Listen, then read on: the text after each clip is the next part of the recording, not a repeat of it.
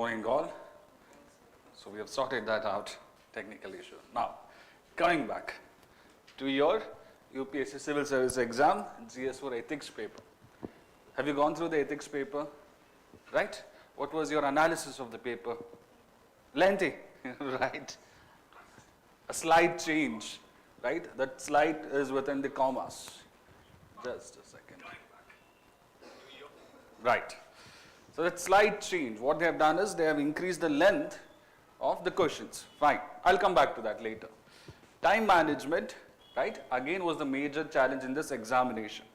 When you speak with people who have given mains this time year around, more or less GS1, 2, 3 they have been able to complete, right? But ethics was one paper where they found it quite difficult. The case studies, my God, it was like a comprehension, 2 comprehensions, right, suffixed together, and they're asking you questions, 5 sub-questions, 6 sub-questions, right? Many people spent around what? When I spoke to them, they told me that they spent around 2 hours just on case studies. And in the remaining 1 hour, they had to race with section A questions, and they were not able to do justice for it, right? Case studies were less diversified than the previous years. Now, if you have looked at ethics question paper from previous years, even in case studies, there was diversification. Diversification in the sense, in one case study, they will ask you course of actions. In another case study, they will give you course of action and ask you to evaluate it. In another case studies, you have to figure out the priorities. You remember there was a case study where they had asked, in a region there is a disaster which has happened, who will you rescue first? And they had given a bunch of people, senior citizens, then prisoners, then trekkers who were stuck there, and so many other things.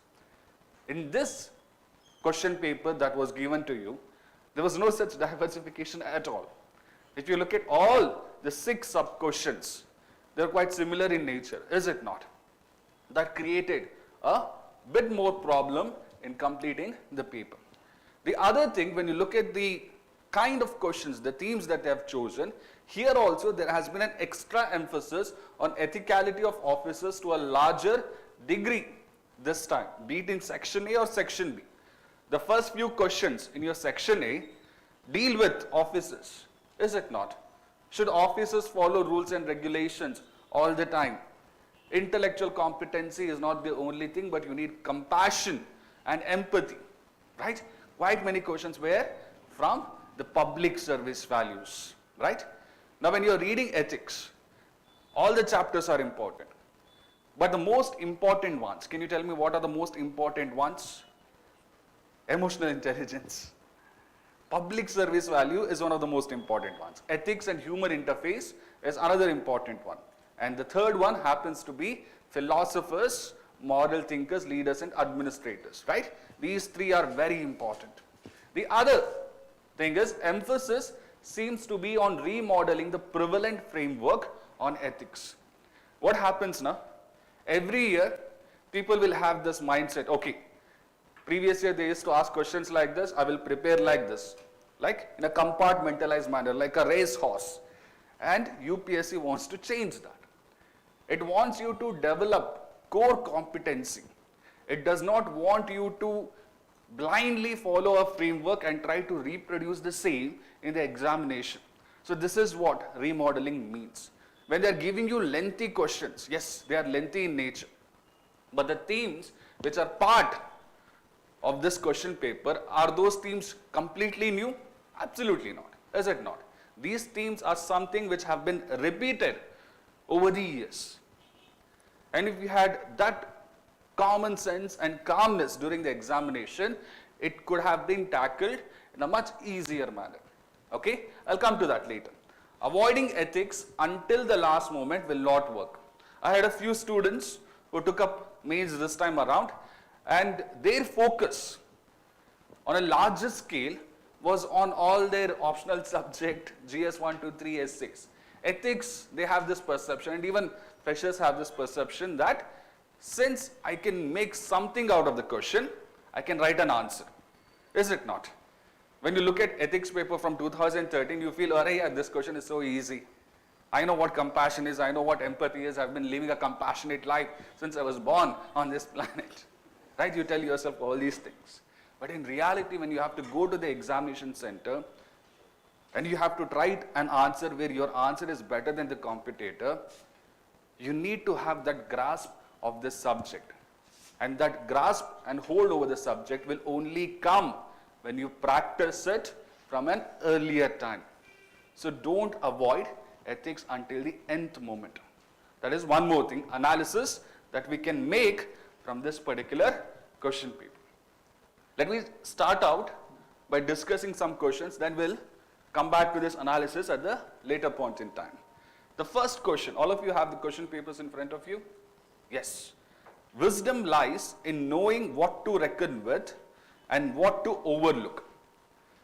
An officer being engrossed with the periphery, ignoring the core issues before him, is not rare in the bureaucracy. Do you agree that such preoccupation of an administrator leads to travesty of justice, to the cause of effective service delivery and good governance? Critically evaluate. How many of you gave mains this time around? No one. How many of you have given mains in previous years? Right. How will you try to answer this question?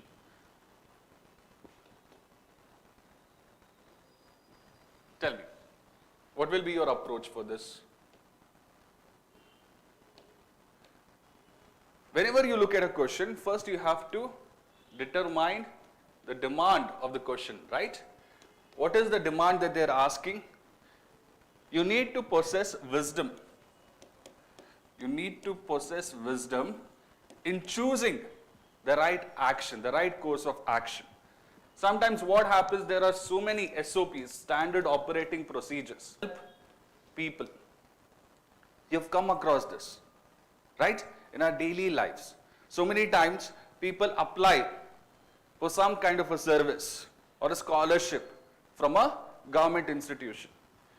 Now the officers who are working there, they use all these rules and regulations, standard operating procedures to give them the necessary service, not in a timely manner, but rather in a delayed manner. Is it not? When they are doing that, the service delivery, is it happening on the right time? Are they upholding good governance? Absolutely not. These are the events that are rooted in reality, is it not? Yes? Have you come across any such events in your life, in the past? You can tell me. Where service delivery was thwarted, right? The efficiency of service delivery was reduced because of such behavior on part of the civil servants. Can you think of anything? Can you think of any events that happened that you might have read about in your newspapers? Anything? Come on. Ethics is a very beautiful subject, right?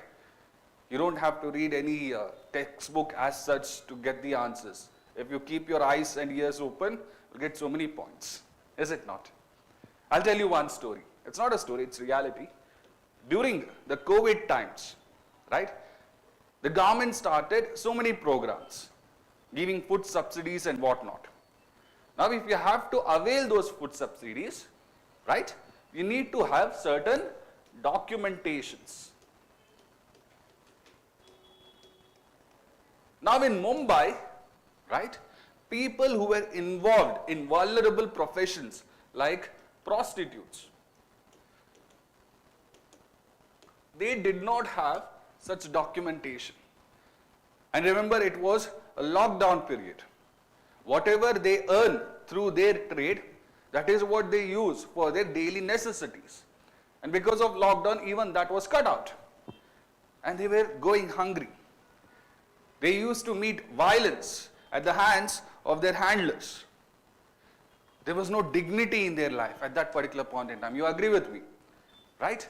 Only when Supreme Court and National Human Rights Commission stepped into the matter, this documentation process, all right?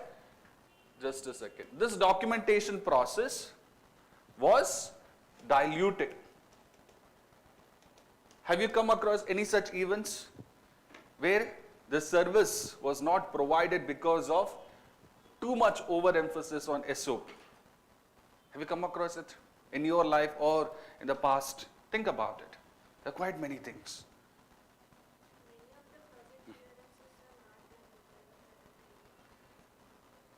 Okay.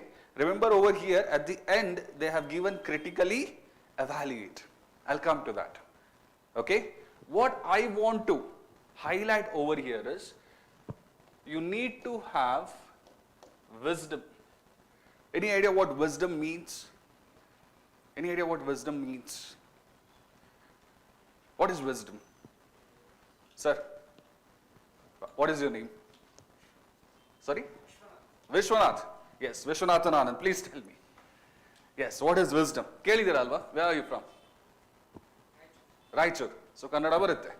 Alva? Heli. Wisdom andre enu? Everyone has heard the term wisdom, right? Yes. How we handle that situation. That is wisdom. Understanding.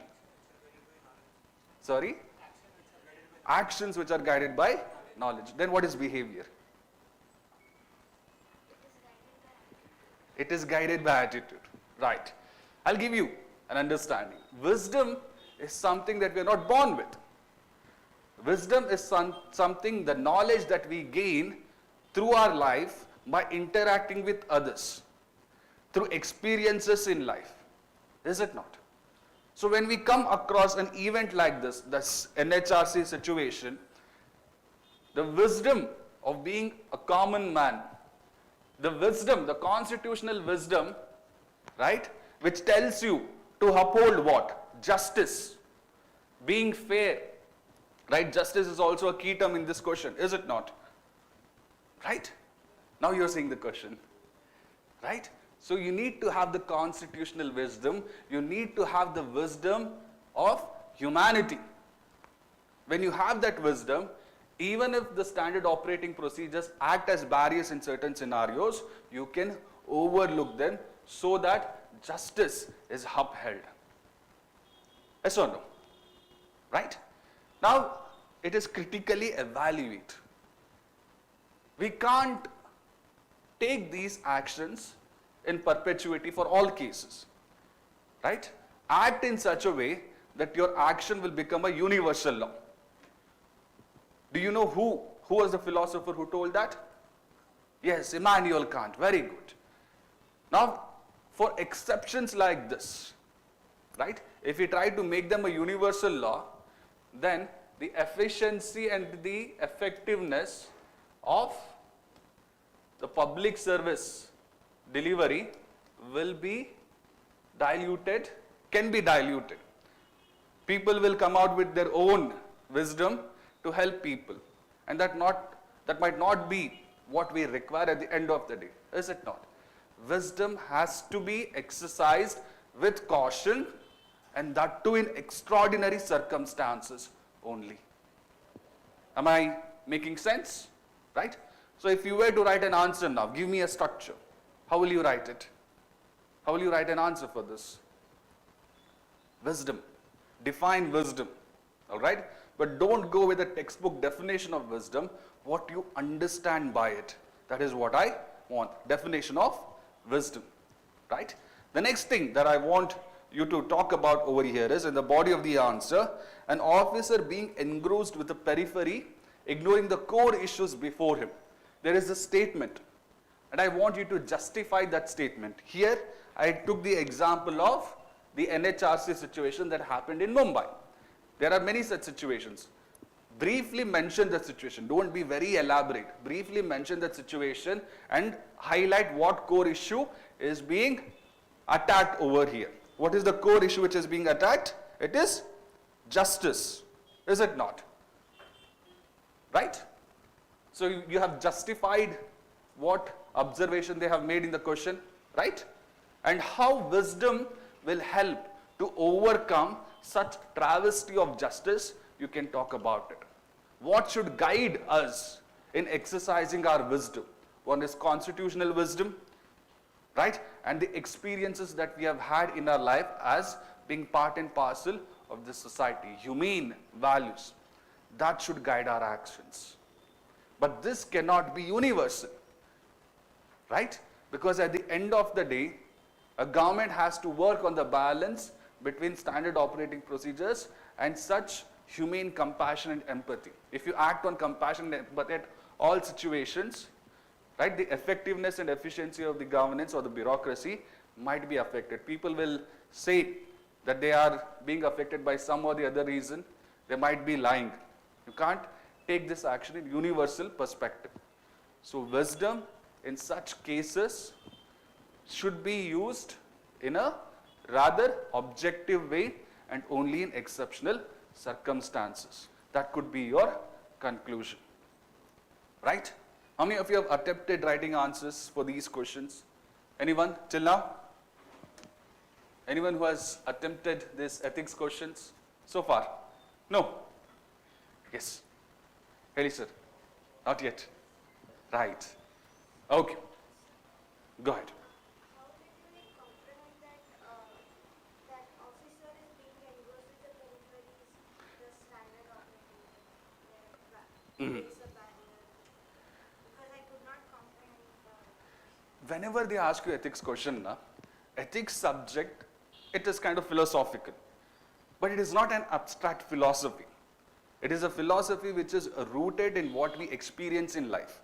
When I think of our Indian bureaucracy, right? Yes, there are some very good officers, but there are many officers who take up, right, these rules and regulations, and they tend to reduce their responsibility. They just focus on the periphery. They don't focus on the core values which are enshrined in the Constitution: equality, liberty, fraternity, justice, right? And this is something that we come across on a daily basis, is it not? That is what you have to talk about. There is this term called as policy paralysis, where the officers do not want to take actions because of fear of retribution. I'll talk about this at a later point in time. All rooted in reality. When you're reading ethics, try to connect that with what is happening. That is the thing. All right? Moving on. You understood this question, right? Yeah, very good. Apart from intellectual competency and moral qualities, empathy and compassion are some of the other vital attributes that facilitate the civil servants to be more competent in tackling the critical issues, crucial issues, or taking critical decisions. Explain with suitable illustrations.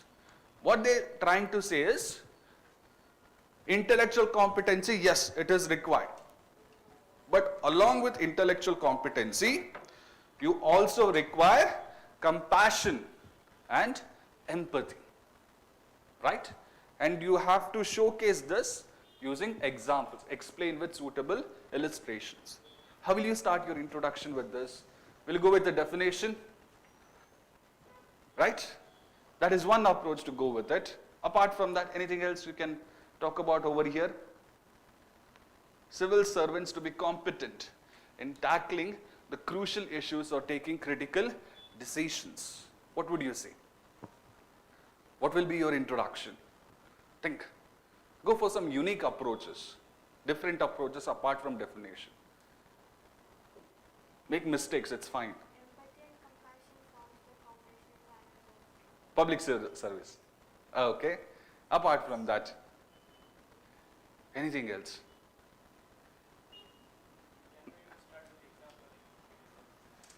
Examples. Examples are better in the body of the answer. Why do you want to lose one example in the introduction itself? Don't go for that. Anything else? This bureaucracy that we have, is it something which is a novel invention of Indians only, or did we borrow it from the Britishers? Britishers, right? Now when you think of British bureaucracy, what was the nature of British bureaucracy? Was it a compassionate bureaucracy? Was it an empathetic bureaucracy? Right? We wanted to change this. But our bureaucracy at this point in time, is it compassionate or empathetic? That is up to you. I won't go and discuss that question. But what I can talk about over here is bureaucracy, which is a system which we borrowed from the Britishers, all right, was rather an uncompassionate and a non-empathetic system. But if India has to achieve sustainable, inclusive, Atmanirbhar, Sabka Saath, Sabka Vikas, Sabka Vishwas, all those kind of phrases. If we are to achieve that, it's not just our intellectual competency that is required in our bureaucrats, but you need to have empathy and compassion. There's so many sustainable development goals, right? Ending poverty, ending hunger, and so many other things. All these goals cannot be just tackled by our intellectual competency. You need these moral qualities, right? Now, how having compassion and empathy helped officers, helped leaders, helped civil servants? That is what you need to explain with suitable illustrations. Here, they have not mentioned civil servants from India only. They have not mentioned civil servants in the present times. So the area is broad. You can take examples from the past as well. Is it not? What examples can you give? Tell me. Explain with suitable illustrations. Officers who used compassion and empathy to help people. Yes. Who will you say? I'm sure you have some officers who are very compassionate, empathetic, who might have inspired you in one way or the other, right? Tell me, civil servants. I'll give you one example from the past. Now, Abraham Lincoln, he was also a form of civil servant, right? Can I say that? He was a elected leader, but nevertheless. During his point in time, slavery was a thriving institution. Now, he wanted to tackle slavery, right? And he convinced his cabinet, he convinced his country at the cost of a civil war. His action, can I say, was motivated by empathy and compassion. Can I say that? Right, very good. Now think of civil servants, great civil servants from India. Vikram Sarabhai, Homi Jahangir Baba, Dr. APJ Abdul Kalam, T.N. Seshan, right? Who all? Any IAS officers that you can think of in the present times who showcase compassion and empathy? Kiran Bedi, okay. There are IAS officers about whom you might have read. They send their kids to Anganwadi schools, right? Why? Why do they send them? Sometimes in Anganwadi schools, the parents of the kids don't want to send their kids to the schools because the food is prepared by people from the lower sections. Now, as an officer, you have the right to punish people who are doing that, right? You can take some very aggressive actions, if not punishing, aggressive actions, right?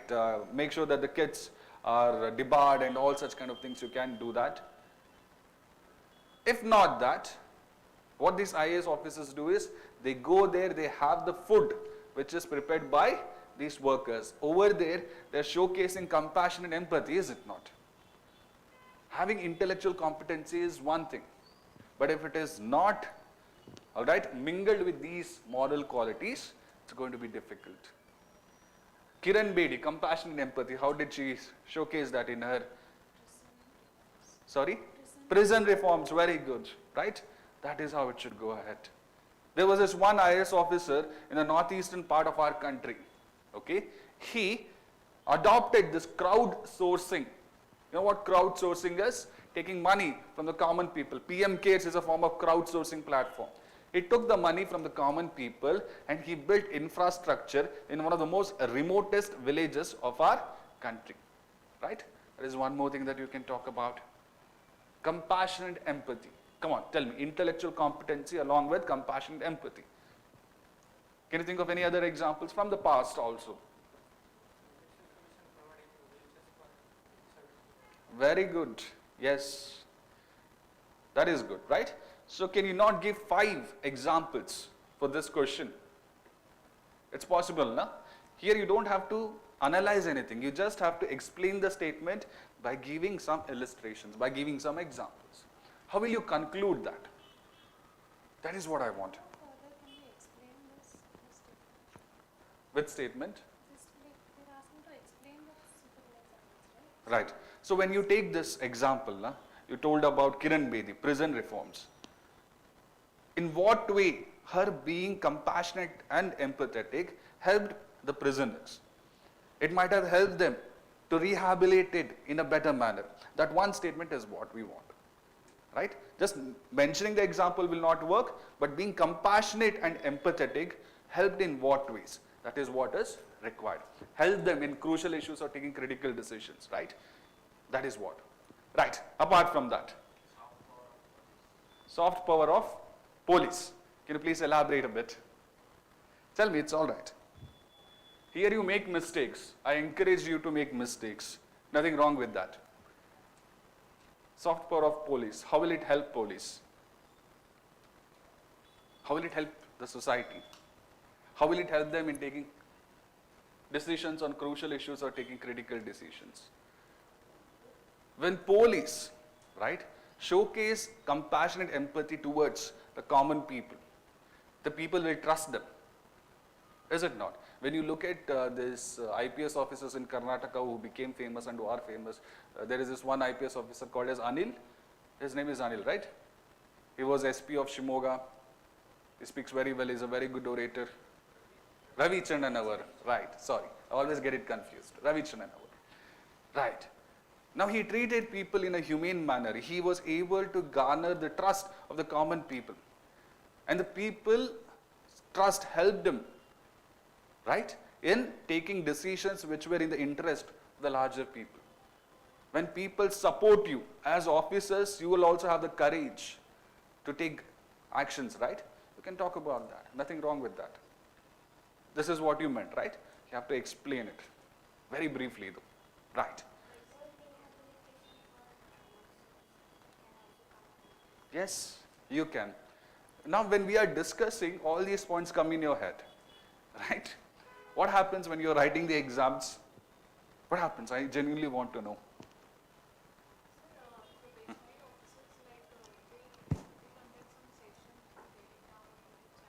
Right.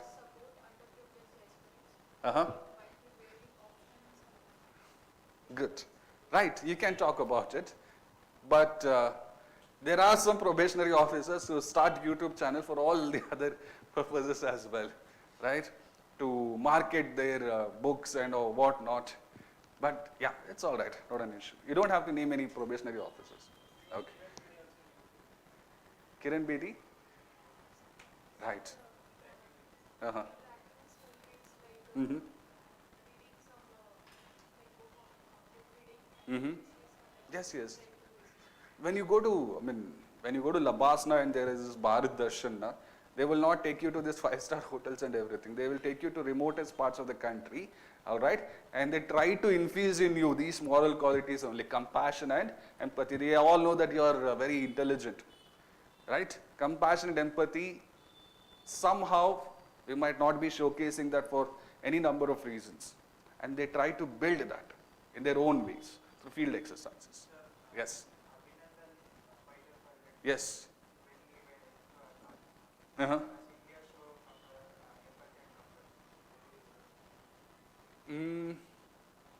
Other than that, right, it's a bit controversial, so better to avoid that, okay? But on a national perspective, apart from intellectual competency, moral qualities, empathy and compassion helps us to take crucial issues.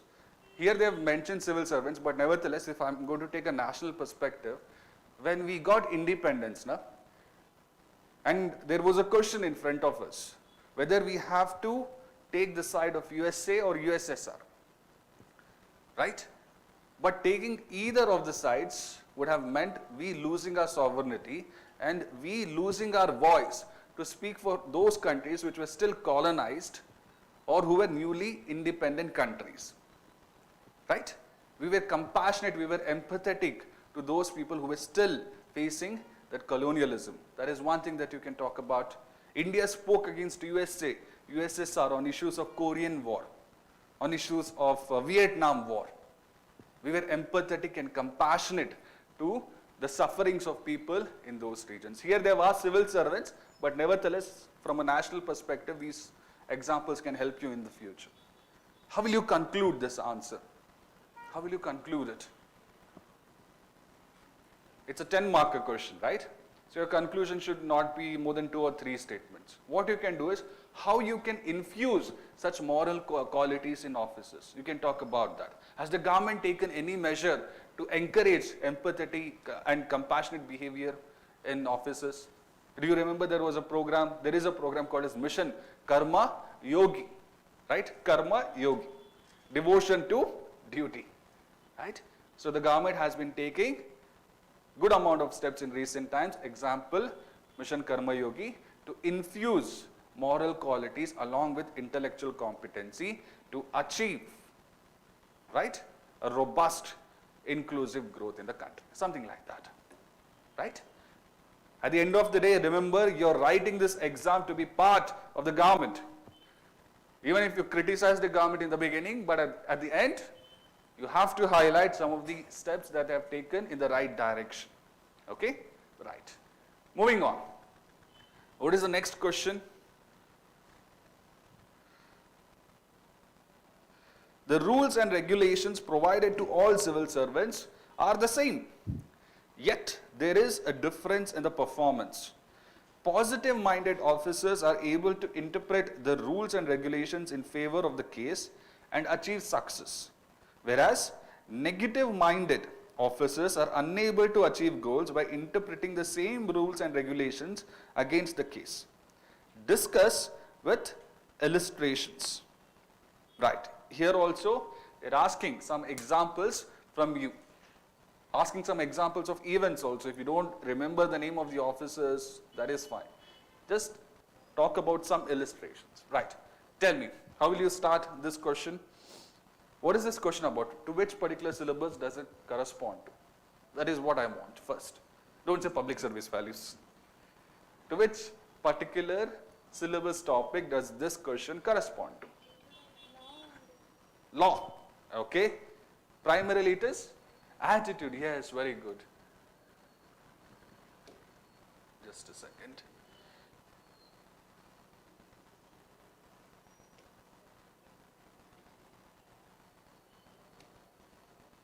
Yes. Attitude. You remember what kind of attitudes we have? Different types of attitude?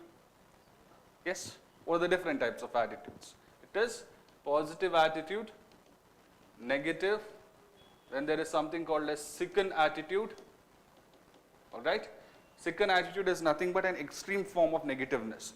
And then there is something called as neutral attitude.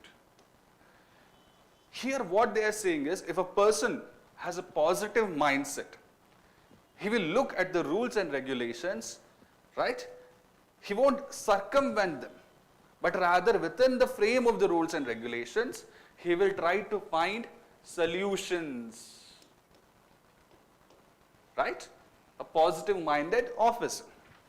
If a person is negative minded, right, the same rules and regulations will be interpreted by him to not find solutions, but rather lead a life which is idle in nature, right?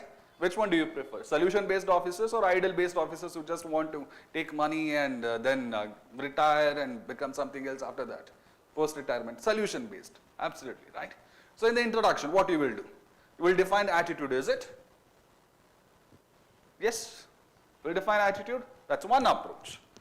But what I want you to develop is, whenever you're writing answers, ask yourself, what is the essence of the question? Essence, the quality, the core quality of the question. What is the core quality of the question? Essence of this question? Right. Not like that. It is the administration, the officers should be positive minded. They need to have positive attitude. Right? What is the importance of having positive attitude? You can talk about that in your introduction. What is the importance? What is the importance?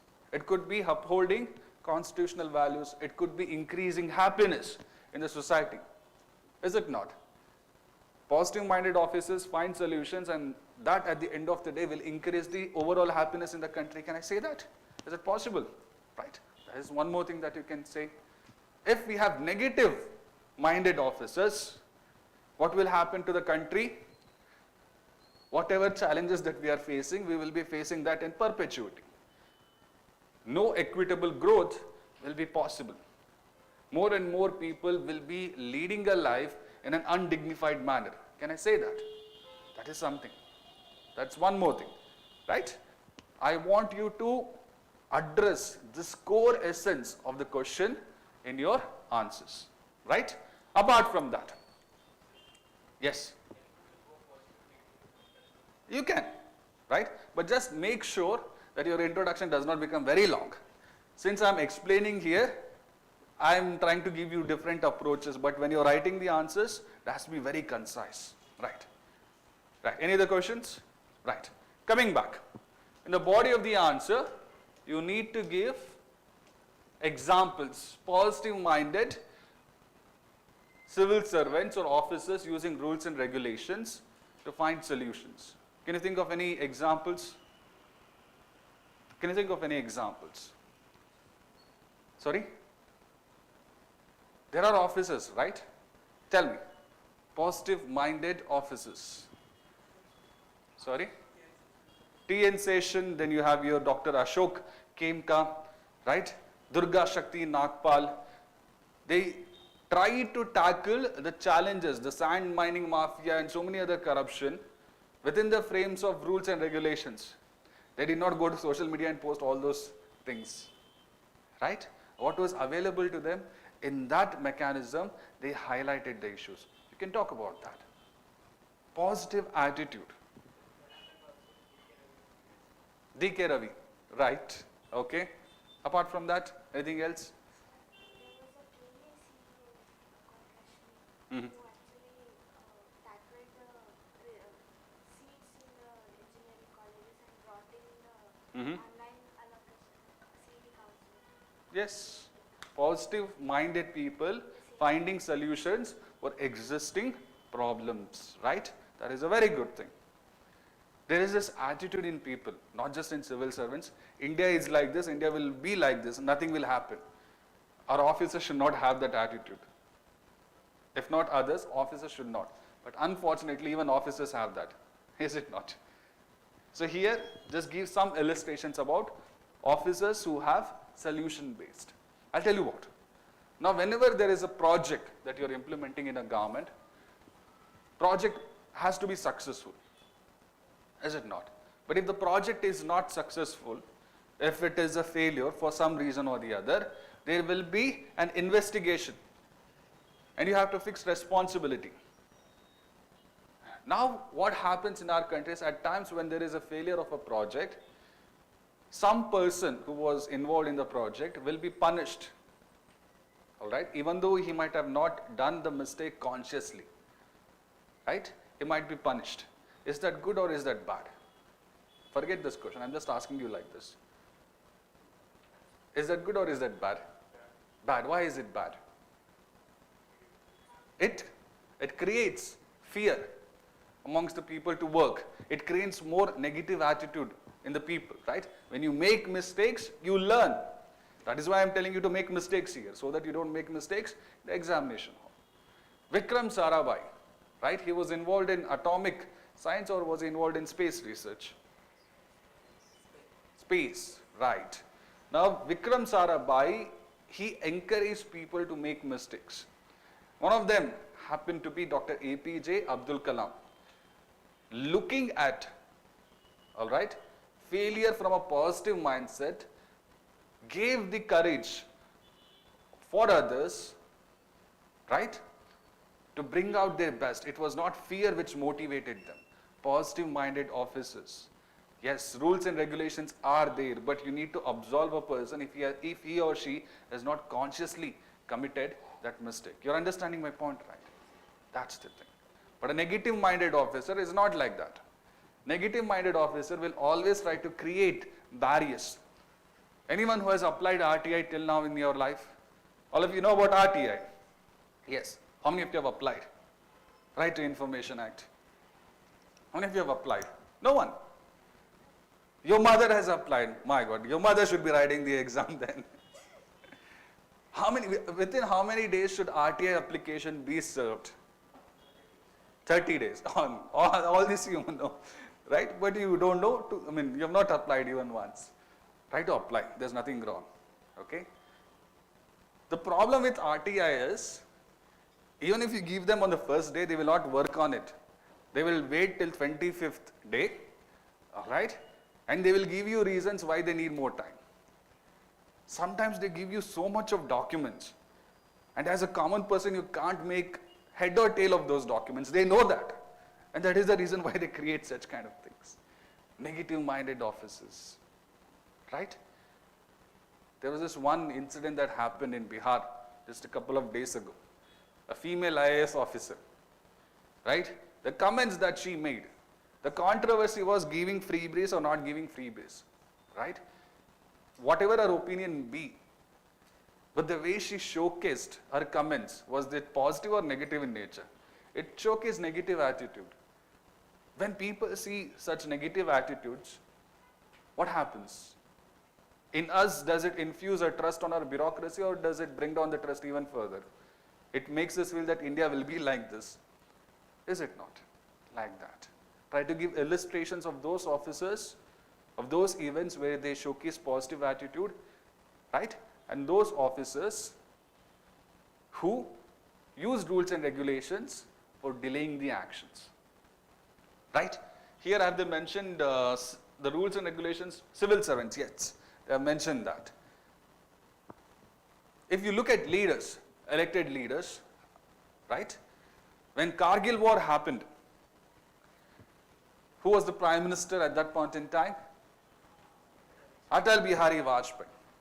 Atal Bihari Vajpayee was advised by some of the military generals at that point in time to break the boundary that we have between India and Pakistan, to transgress into Pakistani territory and then fight. It would have been easier. But Atal Bihari Vajpayee said unequivocally, we are not going to do that. We will not break the rules that we have. And within the rules and regulation framework, he fought the war. Right? Is that good? Is it bad? That is a good thing. You can't break the rules and regulations just when there is a challenge in front of you. Try to work within the framework. That is what is more important. The rules and regulations will help you. Yes, there are some exceptional circumstances where you need to apply your own wisdom. That was the first question, right? But more or less, let rules and regulations guide you, right? Anything else? Yes.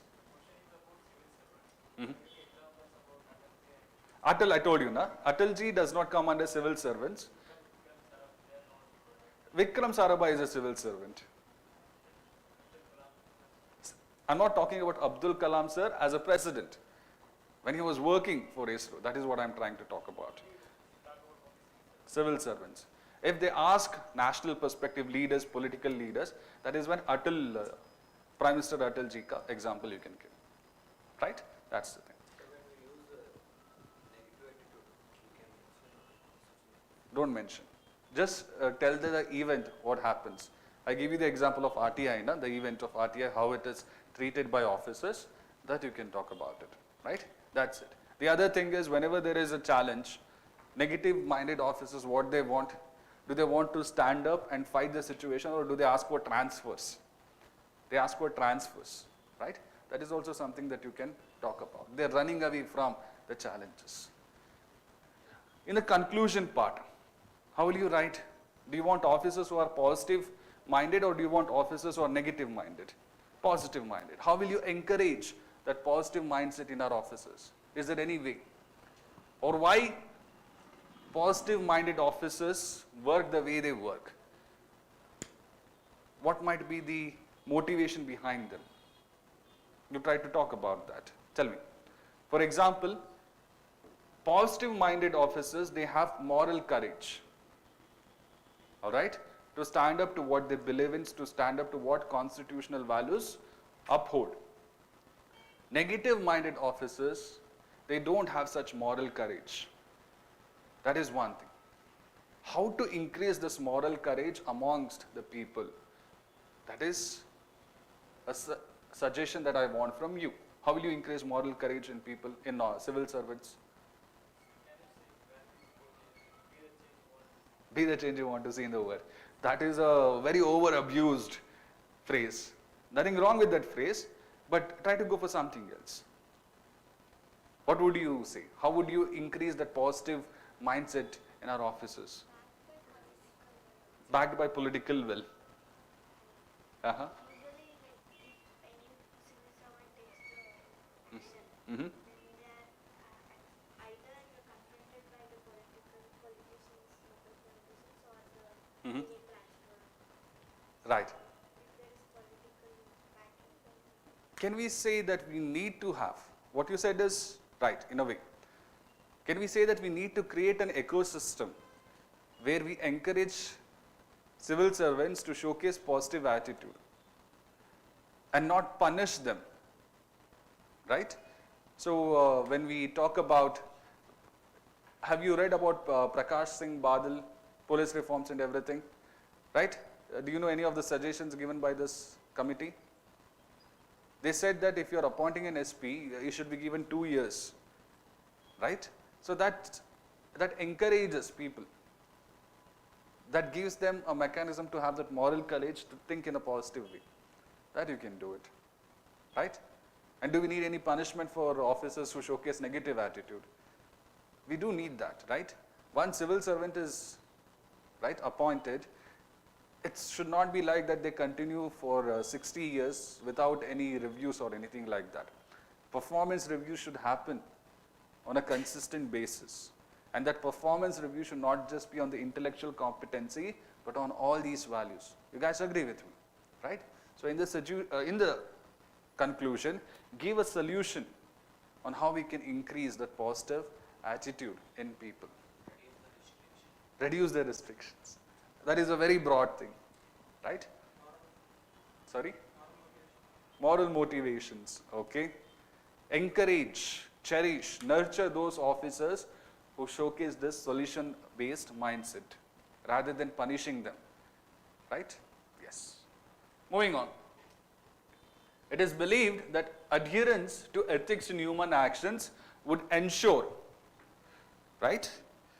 It is believed that adherence to ethics in human actions would ensure in smooth functioning of an organization or system.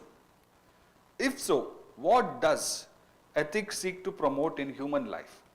How do ethical values assist in the resolution of conflicts faced by him in his day-to-day functioning? It is believed that adherence to ethics in human actions would ensure in smooth functioning of an organization or system. I want some justification for this. Can you give me any justification? Sorry.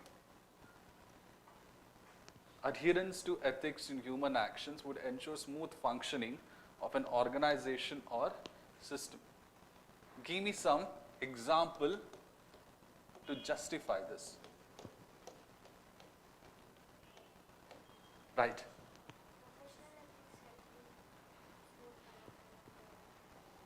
Smooth conducting of the business. Organization. Can you think of any organization which is kind of ethical in nature? Wipro, Infosys, Tata's, right? They emphasize on ethics. They emphasize on ethics on part of not just the people who work there, but also the leaders. Ratan Tata himself, right, is an example of that. And how it helps the organization or system? It helps the organization or system by building increasing trust. It creates customer satisfaction. It creates growth with not just focuses on profit, but people as well. Right? So in the beginning of the question, just try to justify this. Right? Moving on. If so, what does ethics seek to promote in human life? In the first chapter of ethics, what is the first chapter of ethics? Ethics and human interface. Essence of ethics is a subtopic under this.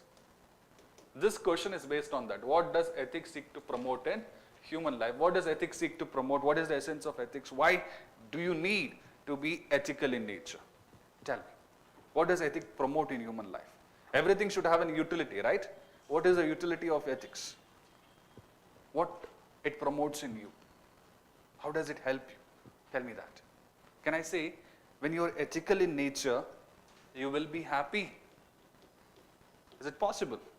Might not be short-term happiness, but in the longer term you might be happy.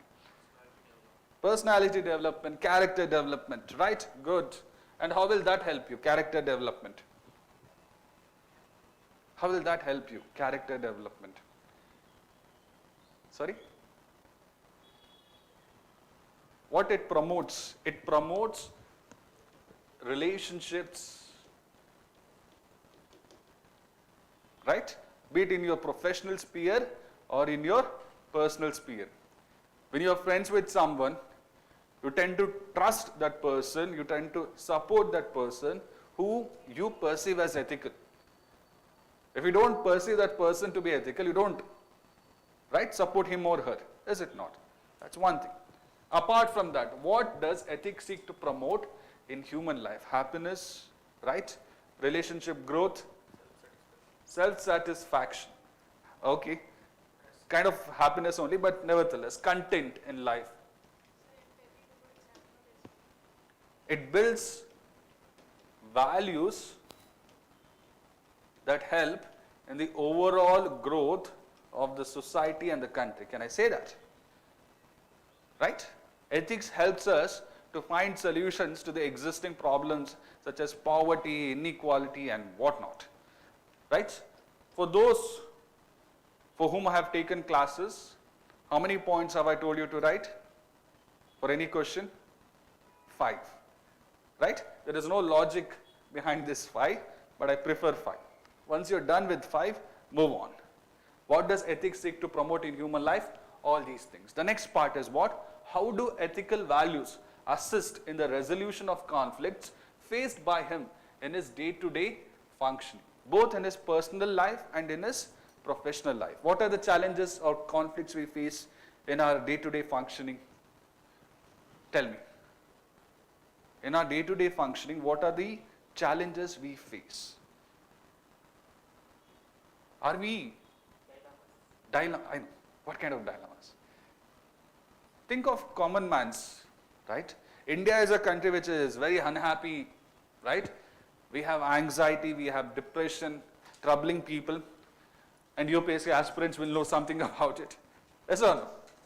How will ethics help us in this scenario? Will it help us in our day-to-day functioning?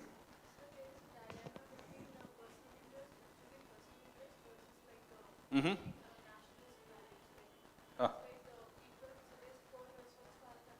Mm-hmm.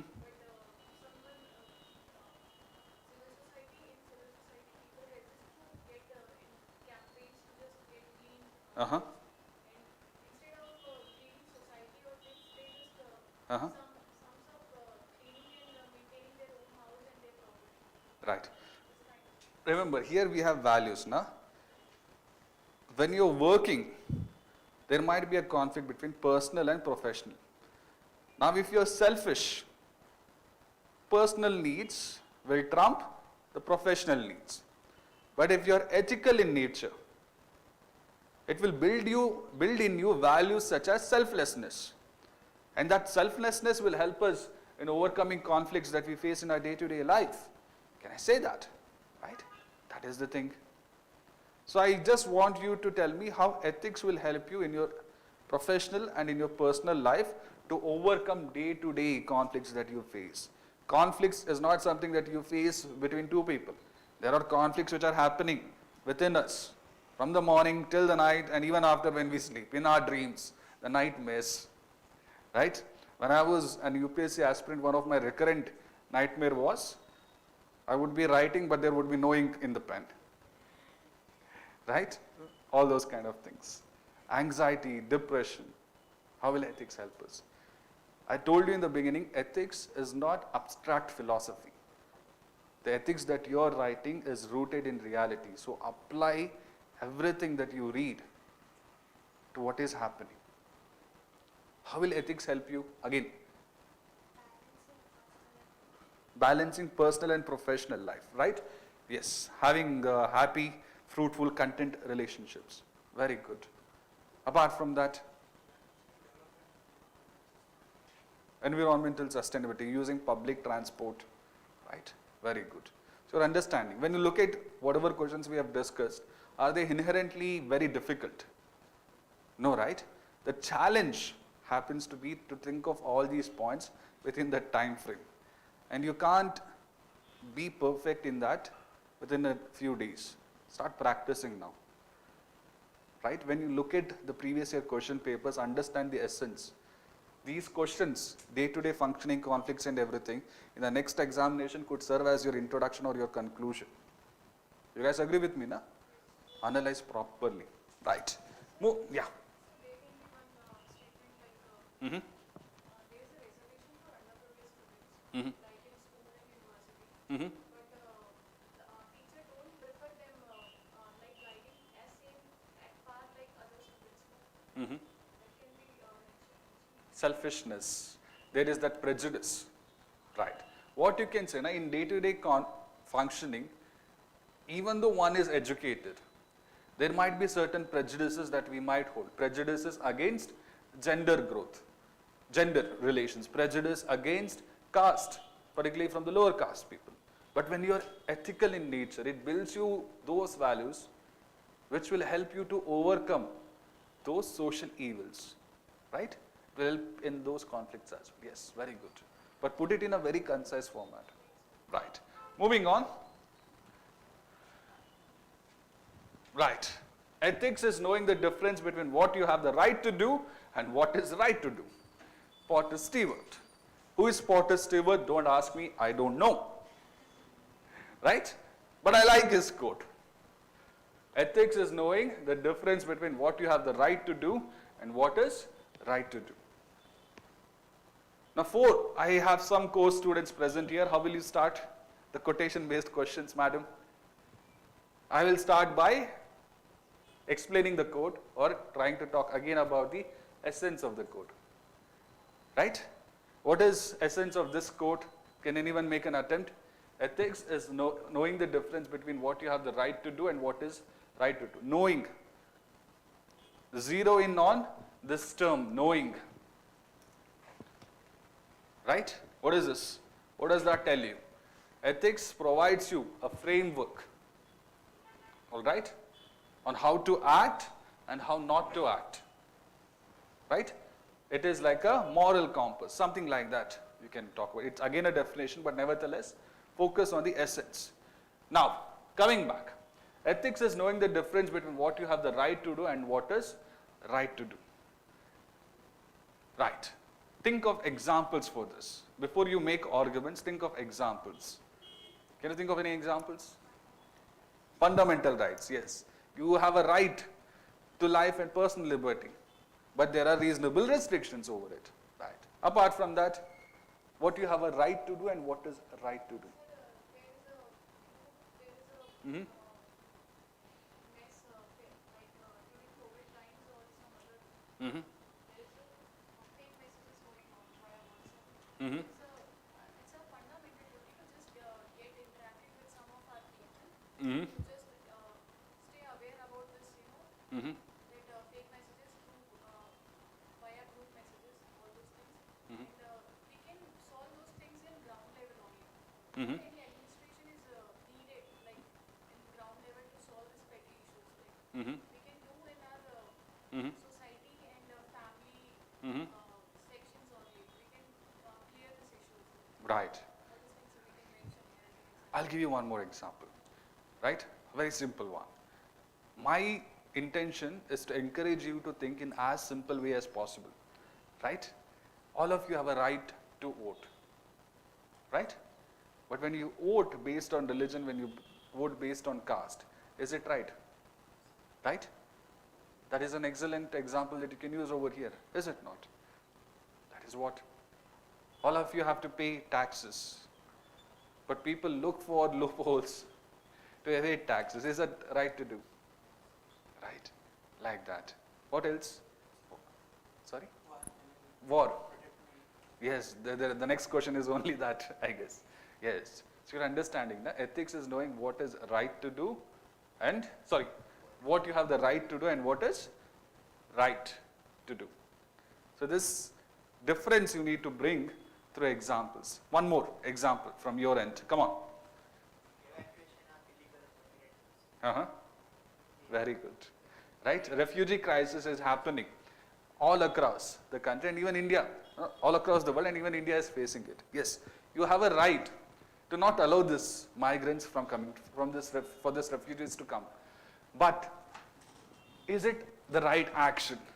That is where the question is. You don't have to take a stand, but you can just mention it. In our past, we have allowed the Tibetans to come, the Dalai Lama to come, right? There we acted in a right manner, but now when it comes to Rohingyas, we're not taking that stance. Nevertheless, you don't have to talk about all these things. Refugee crisis, mention about Europe, okay? Right. Yes, you can talk about that. The government has a right to enforce rule of law. But how it enforces rule of law, that is something that you have to keep in mind. For example, right, you have these sedition cases. The government has a right to impose sedition cases, but is it right to do in every case? No, na? So you can mention that. Sometimes I get asked questions, sir, can we criticize the government? Here, which government are you criticizing? I'm saying in the last few years. If you want, you say last few decades only. Okay? It doesn't matter which government. Everyone has used sedition cases for their own selfish purposes. So you can talk about it.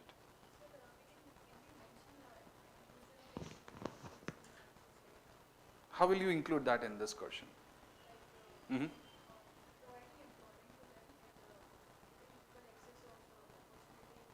Uh-huh. What you have a right to do and what is right to do. I want you to include these two paradigms in your example. Mm-hmm. Mm-hmm. You're from Chhattisgarh or Uttarakhand? Chhattisgarh, right. Mm-hmm. Mm-hmm. They took a right decision, right? The second part you're justifying, the first part. Other than like what is right to do, it's kind of Uh-huh. giving them opportunity for employment purposes. Okay. Custodial treatment. Custodial treatment, okay. Yes. Like Mm-hmm. saying Custodial deaths, all of you must have watched that Jai Bhim movies, right? Jai Bhim was not this. There was one more movie on custodial death. I remember. Sorry? Tamil, right? Kannadiga. See, right, sure. It's all right. Watch movies from all languages. Let's art develop. Right. Right. I have not watched the film, but that is what I'm trying to say. Okay? What you have the right to do and what is right to do. From a personal level, okay? In our personal sphere, what are some of the rights we enjoy as a parent? You have a right to discipline your kids. But how you discipline your kids, that also matters, right? Do you discipline them in a dictatorial manner or do you discipline them in a democratic manner? Democratic parenting. That is also something that you can talk about. Remember, whenever you're giving examples, let those examples be diverse. Here, we focused on professional and personal sphere as well. Here, they have not mentioned any national or international, so we can talk about certain international. Refugee crisis was one such thing. Can you give me one more example from an Indian perspective, India's foreign policy perspective? What do you have the right to do and what is right to do? Huh? Mm-hmm. Here you can bring vaccine Maitri because the government talks about it a lot. Is it not? It's one of their foremost foreign policy dialogues which they use in the international. Don't say dialogue in your answers. So what they do is, you have a right, to look into your own national health concerns, safety concerns. This is what the USA did. Even though they had too many vaccines that could have vaccinated other people, they did not share. But India, on the other hand, knew what was right. We vaccinated our population and what extra we had, we increased our supply to other countries as well, right? So I want this. And quotation-based questions, is it difficult to answer? It's not. In this question, in this quotation, I just spoke about the essence. Ethics is knowing. So ethics is like a moral compass, a guiding force, a moral conscience. Those key terms could be part of your introduction. That's it. Okay. In the body of the answer, I want you to bring the relationship between right to do and what is right to do. I believe point or paragraph wise. That is what. Block manner is also fine, right? Here we have so many examples, you can list them. But there will be certain answers which demand you to write or where point wise writing is not possible. In that scenario, you go for paragraph writing, right? Now this what is right, what to do right, this calls for clarity, right? If a person lacks that clarity, they will not be doing the right actions. The probability of them doing wrong is quite high. How to bring this clarity in people? That could be your conclusion. How will you build that clarity? What you have the right to do and what is right to do? How will you bring that clarity? Yes. Tell me. Uh-huh. Uh-huh. Uh-huh. Okay. All right. Not an issue. Philanthropic activities. What I'm trying to say is, this clarity of knowing what you have the right to do and what is right to do, that clarity, how will you build that in an individual? Here you can talk about how the factors which create attitude in us, family, schools, politics, can play a part in creating such moral clarity, right? That is what. Unfortunately, these questions are 10 markers, right? If it was 15 markers, you could have elaborated even more. In the conclusion, just try to give a solution on how to create that ecosystem. The next one, if a country is to be corruption free and become a nation of beautiful minds, what is beautiful minds? I'll come back to that. I strongly feel there are three key societal members who can make a difference. They are the father, the mother, and the teacher. Abdul Kalam. Yes, how will you start your introduction for this question? If a country is to be corruption free and become a nation of beautiful minds. Corruption, is it just in monetary sense or is it also a thought? Corruption of thought. Yes? Beautiful minds, it is very subjective. For me, beautiful minds might mean something, for you it might mean something else. What does that beautiful minds mean to you? Tell me. What are ugly minds? Tell me. What it could mean? These are not very difficult questions, right? All of you have used this as your WhatsApp status update, Instagram post and all, I know it. Is it not? When you're feeling very sad or angry, you use those things. Tell me, beautiful minds, what does it mean? My friend. So one mind which is created with thoughts of kindness. Purity, innocence, right? Value based. Yes. Right. Right, who believes in leading a selfless life. Right? Nishkama Seva, have you heard of that? Who said it? Krishna, right? Lord Sri Krishna. That is something. The beautiful minds, what it means to you, you can write about that in your introduction. Right. You understood how to start an introduction for a quotation, right? Yes. Madam, last. Understood? Have you had your breakfast? Yes, very good. She thought about it for a second. What did you have? Sorry? Paddu. Okay. Right. Coming back. Now, in the body of the answer, you have to talk about how corruption-free and a nation of beautiful minds are generated because of these three key societal members. Now, here, take leaders.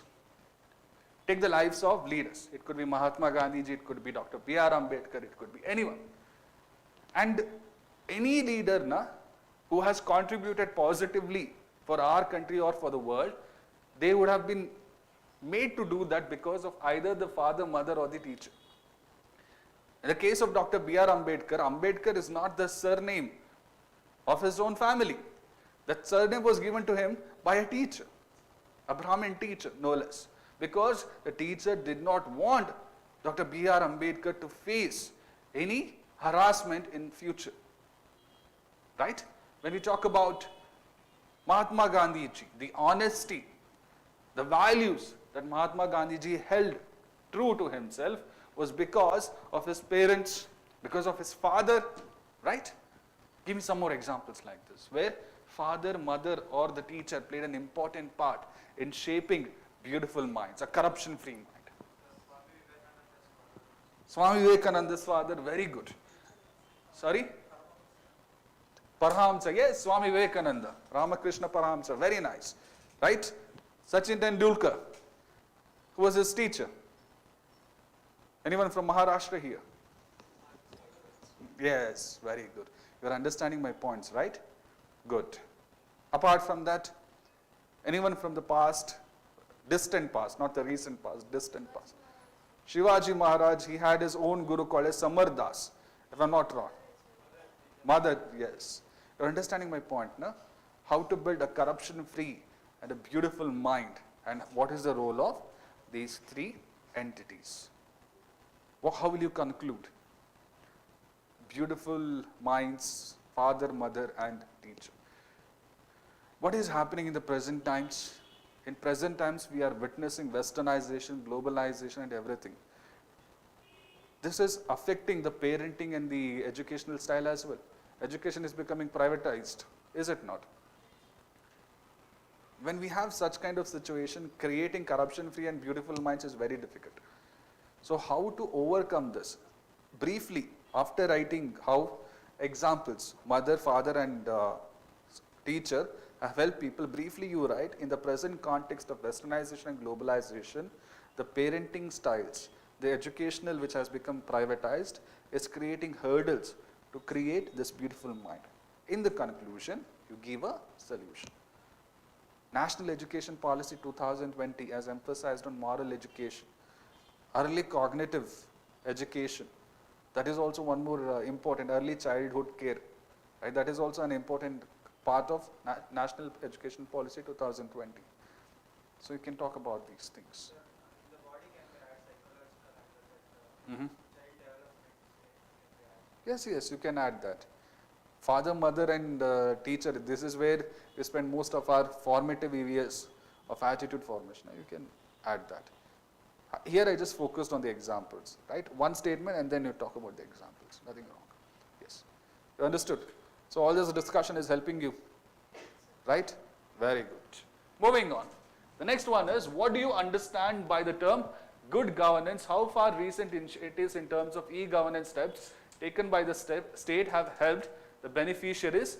Discuss with suitable examples. Sorry? Oh, sorry. Judge your success by what you had to give up in order to get it. Dalai Lama. Right, very good. All of you know who Dalai Lama is, so I won't tell you anything.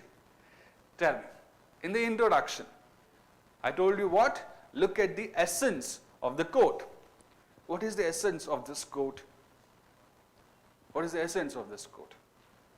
It's a very good quote, is it not?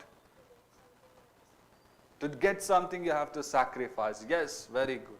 That sacrificing aspect. How will you include that in your introduction? How will you include that in your introduction? That is what I want. Yes, tell me. Sacrificing. When you sacrifice something, you realize the true value of your goal. When you sacrifice some of your bad behaviors or bad hobbies, you make yourself better. Right? Talk about these things. Success which has been tempered with sacrifice will be a much more sustainable success. Success which is not tempered with such sacrifice will be short term. I can give you an example. World history, all of you have read it? Yes? French Revolution, forget American, I'll come to French Revolution. French Revolution, it gave us the values of equality, liberty, fraternity, and justice also, is it? Also, yes? No. Justice was Russian Revolution. I'll try to confuse you. Please don't mind. equality, liberty and fraternity. Very good. Now once this French Revolution happened, did they set up a republic at the end of French Revolution? No. What did they set up? It was Napoleon who came. It was dictatorial regime again. There was no success in it. They did not sacrifice anything extraordinary. But when you look at our national independence, the success that we achieved was on the back of honesty, non-violence, satyagraha. That is a true success, right? Now all of you will become IAS officers. Tomorrow if you get first rank, it doesn't mean anything. It's just an examination that happens every year. That is not a success. Success is when you retire at the end of your career and if you have helped few number of people and they realize that their life has been made better by your work. That is what success is. And in the process, what have you given up?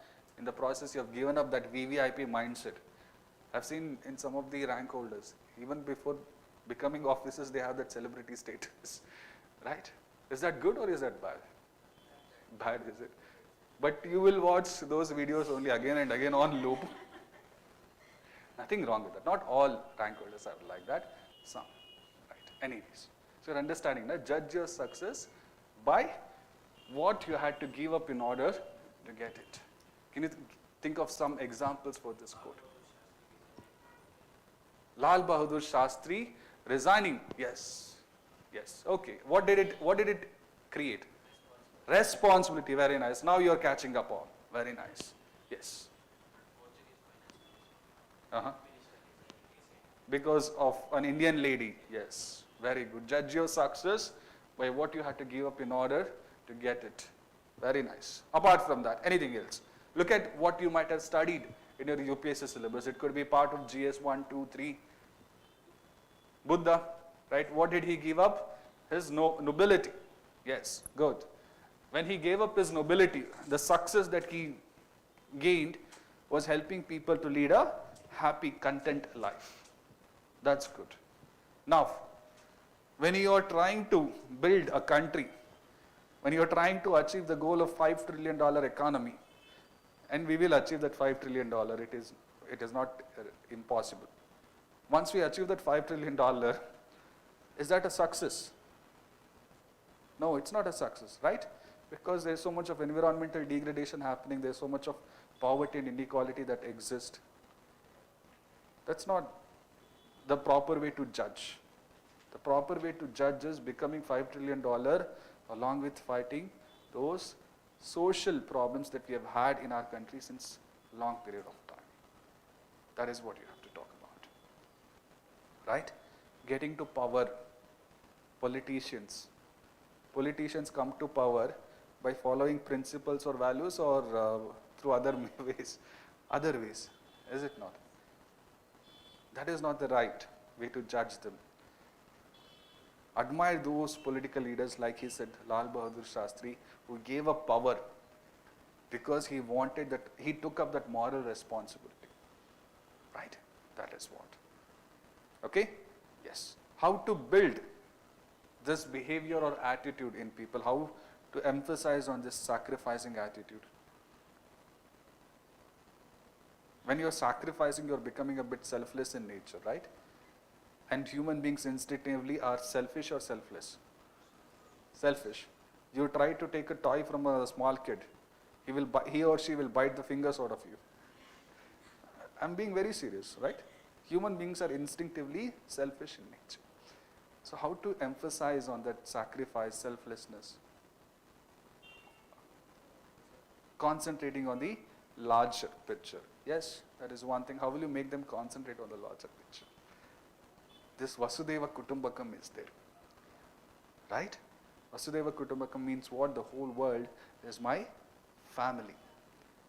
You need to look at everyone transgressing the narrow boundaries of religion, caste, sex, and all those kind of things. Once you do that, right, whatever success you achieve in life, that is true success. Is it not? Yes. Ashoka, yes, what he had, yes, that's a good example. That was true success, right? The military campaigns. Ashoka is also great, right? Alexander is also great. But in terms of we respecting either of these two people, who do we respect more? Ashoka the Great. Because we judge his action to be more useful, is it not? That's what we can talk about, right? You feel these questions are inherently difficult? No, na? It's just that practicing and writing all the questions within 3 hours. That is the thing. Right. Moving on. Next question. What do you understand by the term good governance? How far recent initiatives in terms of e-governance steps taken by the state have helped the beneficiary? Discuss with suitable examples. Now, good governance, you will know some definition given by World Bank or OECD or IMF, right? World Economic Forum. I don't want all the definitions. What good governance means to you, you tell me. What does the term good governance means to you? Welfare state, okay? Timely delivery of service to the intended people, okay? Good. Government and administration is approachable. There are some 8 or 9 principles under good governance. I won't discuss that, okay? Yes, apart from that, anything else? Benefits. Can I say it is a bureaucracy which works keeping humane values at its center as its focus, something like that. Working at the ground level, that is a manifestation of good governance. I want you to define good governance from your perception, right? A governance framework where the stakeholders are motivated by acting because of humanity, right? Something like that. People say that is a manifestation of good governance. What do you understand? You understand by the term. Please don't give the definitions of World Bank. Everyone does that. Okay. Move ahead from that. The next one, that could be your introduction. How far recent initiatives in terms of e-governance steps taken by the state have helped the beneficiaries? E-governance steps. There is Pradhan Mantri Grievance Readdressal Mechanism. Have you heard of that? Yes? Have you read about that? Yes? And how many of you have written grievance to Prime Minister's office? Anyone? No one? Why? You should test all these things. Now, if you find a pothole, you should complain to Prime Minister. There's nothing wrong in that. Yes? When we have set up an initiative such as Prime Minister's Grievance Readdressal, in what way it is creating that good governance? You tell me that. Can I say there is a form of accountability that is being created? Here the buck stops with the Prime Minister's office. You know what buck? The buck stops here. You know what that phrase means? It means the responsibility should be taken by the person. It should not be transferred from one person to the other. When you are complaining to the Prime Minister's office, the responsibility stops there. If you go to a government office, if you complain to village accountant, he will say, go ask Tahsildar. If you go and ask Tahsildar, he will say, go ask AC. If you go to AC, he will say DC, and it goes on and on. But when you complain directly to Prime Minister, the responsibility has to be enforced there. Prime Minister's grievance readdressal builds in that accountability. You can talk about that. Any other e-governance steps that we have taken? It could be any department. We have all these LED bulbs which are being given out to people. We have free LPG cylinders and everything, is it not? Now, since the present government has taken, right, they have created these dashboards on the Ministika website, where on a daily basis an updation of things happen. That is also e-governance initiative which helps you in bringing transparency, right? And when you bring in this transparency, the corruption that is there in public service delivery might be reduced. There is something called a C-Vigil, C-Vigil. This is an e-governance step taken by Election Commission of India. Now in this C-Vigil app, as a common man, you can give complaints if you observe anything going wrong. What kind of good governance is being created through that C-Vigil app? Can you tell me? Free and fair elections can happen in a better manner, right? An app, what positive thing it creates vis-a-vis good governance. Yes, yes, we can talk about that. Arogya Setu, nothing wrong with that. It gave information to people during the times of pandemic. Okay, it brought effectiveness and efficiency in the management of pandemic. Right? That is what. So many examples of e-governance are there. DigiLocker, right? That is also a form of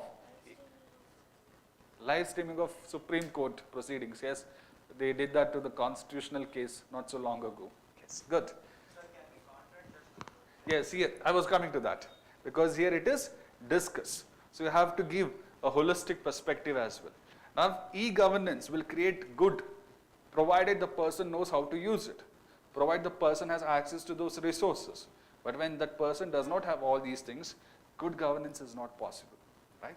You can. And you should talk about the holistic perspective. Right? If it was just elucidate or elaborate, then sticking to positiveness would have been sufficient. All right? Yes. How will you conclude this answer? How will you conclude this answer? E-governance, all right, will be crucial for the future governance of the country, but however, e-governance should be tempered or should be made accessible and affordable to all people so that good governance could be realized. If it is not accessible or affordable, it is useless, is it not? How many of you have used Prime Minister's grievance redressal? No one. How many of you have used C-Vigil? No one. DigiLocker at least? Anyone? Yeah, this one because you have to apply for exams. You see utility there, that's why you're using it. Very, utility-minded people you all are. Right. Moving on. Online methodology is being used for day-to-day meetings, institutional approvals in the administration and for teaching and learning in education sector to the extent telemedicine in the health sector is getting popular with the approvals of the competent authority. No doubt it has advantages and disadvantages for both beneficiaries and system at large. Describe and discuss the ethical issues involved in the use of online method, particularly to vulnerable section of society. Now from here till here, it is nothing but verbose. Too many words. Online method in governance has both positive and negatives, advantages and disadvantages for both the person and system at large. You tell what benefits we get from for the system and people briefly in the introduction. Okay, what might be the disadvantages briefly. Then you come to the main part. Okay, describe and discuss the ethical issues involved in the use of online method, particularly to vulnerable section. Who are vulnerable section? SCs, STs, right? It could mean farmers as well. Vulnerable section is very subjective in nature, right? You can include senior citizens, you can include physically challenged, right? All these kind. You can include poor people as well, vulnerable sections. And then you talk about what are the ethical issues that are generated. If you are a person who does not have a knowledge about an online app or anything, you are left out of it. It creates a digital divide, is it not? And now when we are interacting, all of you have watched videos, you might have watched classes in an online mode. Which one do you prefer, online or offline? Offline. Why do you prefer offline? There is that connectivity, right? There might be vulnerable sections who might not be having the necessary courage to speak up. But when they are in that offline mode, they can approach the person, the teacher after the end of the class, and they can talk about it. Right? Here, describe and discuss the ethical issues in online method. Online method for education, for health, for financial services, it goes on like that. Keeping these three things in mind, applying how it can create ethical issues for them, you write it. You're understanding? Is it a difficult question? No, right? Can I move on? Yes. Moving on. This one is very interesting. Russia and Ukraine war. Russia and Ukraine war has been going on for the last 7 months. Different countries have taken independent stance and actions keeping in view their own national interest. We are all aware that war has its own impact on the different aspects of society, including human tragedy. What are those ethical issues that are crucial to be considered while launching the war and its continuation so far? Illustrate with justification the ethical issues involved in the given state of affair. A very long question, this one, right? Here they're just stating what is happening, right? Russia-Ukraine war. In the introduction, you talk about the major issue which caused this conflict, and then what kind of human tragedy. There were certain areas in Ukraine where Ukraine alleged that Russia had taken recourse to some strong aggressive actions. Do you remember those regions? Donetsk was one of those regions, and there was one more, Kharkiv, right? There was one more region where they had right? There was one more region where they had killed civilians to a larger degree. Yes, Bucha massacre, right? That is one thing. You can mention that in the introduction. And then here, what are the ethical issues that are crucial to be considered while launching the war? Here they're not focusing on Russia and Ukraine war only. It's general. And in the past, we have lived in a world which has not seen any war. Yes, yes, sir. We have seen war. Were all the wars wrong? Were all the wars wrong? Necessary. Right. Example, the wars of World War I and World War II was against fascism. Right? If you allowed fascism to have gone, Hitler would have decimated the whole of Europe. War was necessary at that point in time. When your national interests are being threatened, war will be necessary. Right? What are the other scenarios where war might be necessary? Tell me.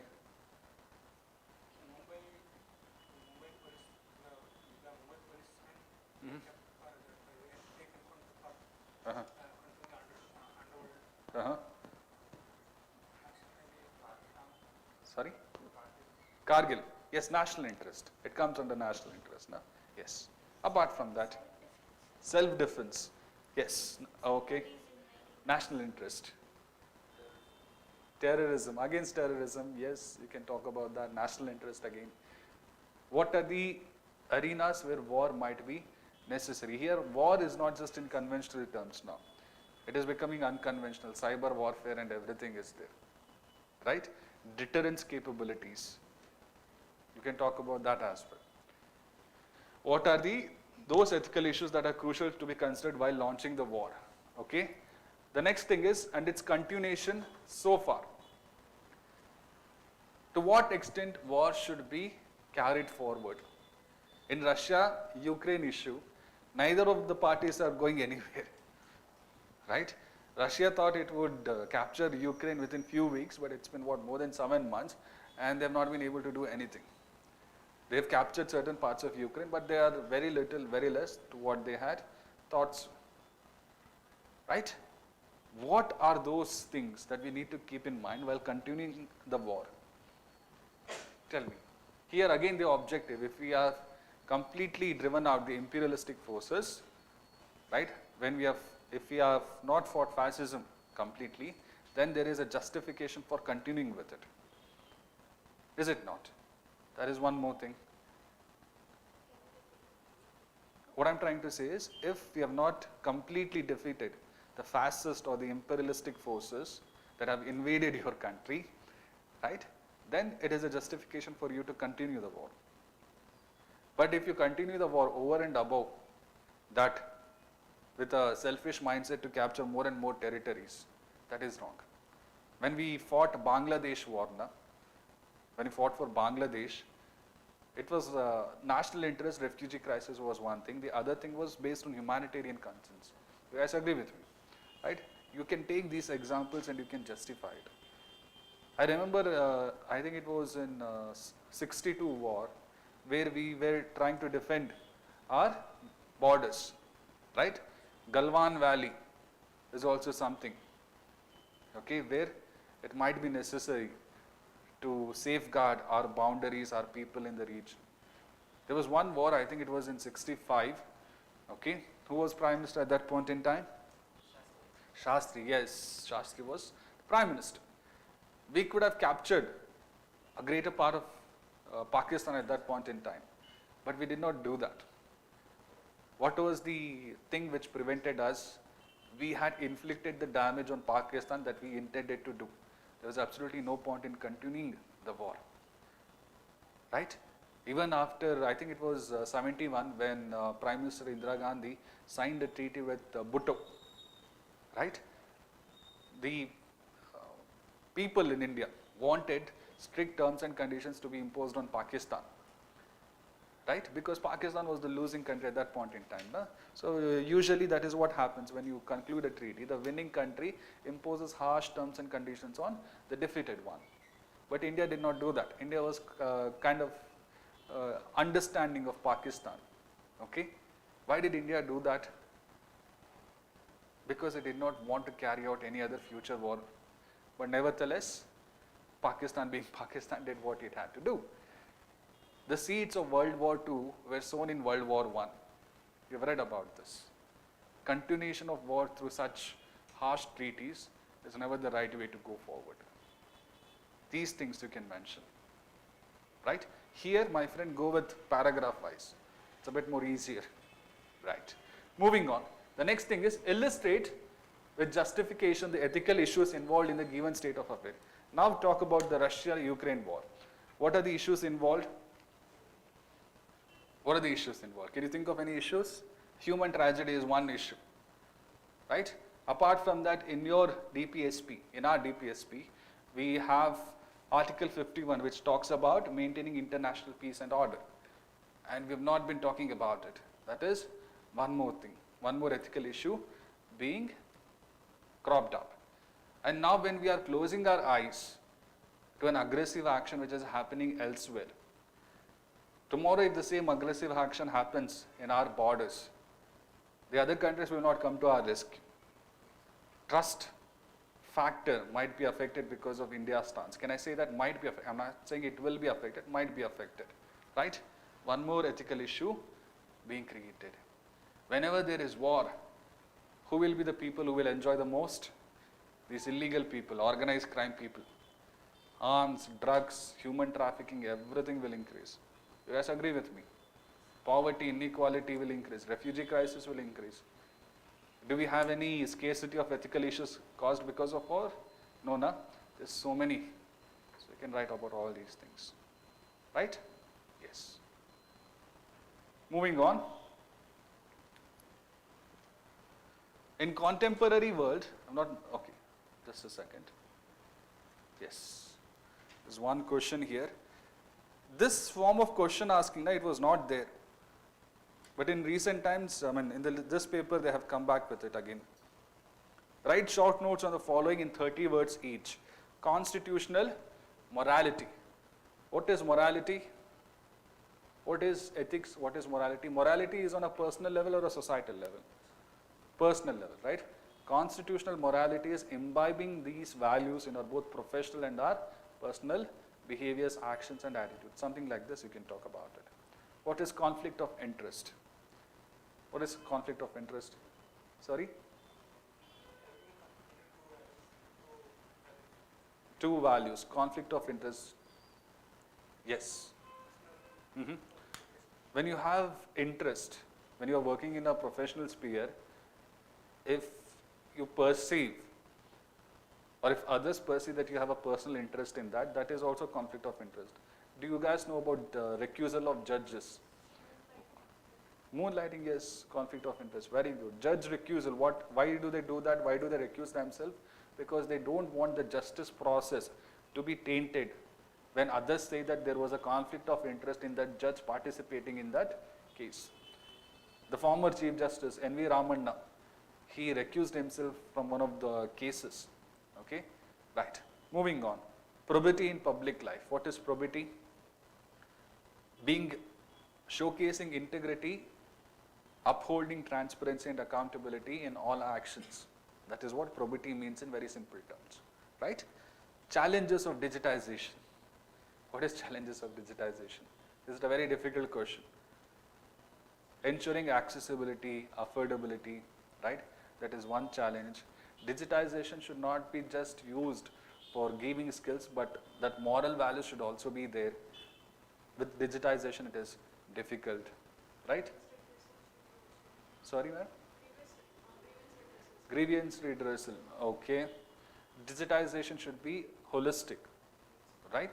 If it does not have a monitoring grievance redressal mechanism, then it becomes redundant, right? That is one more thing. Digital divide is one more issue.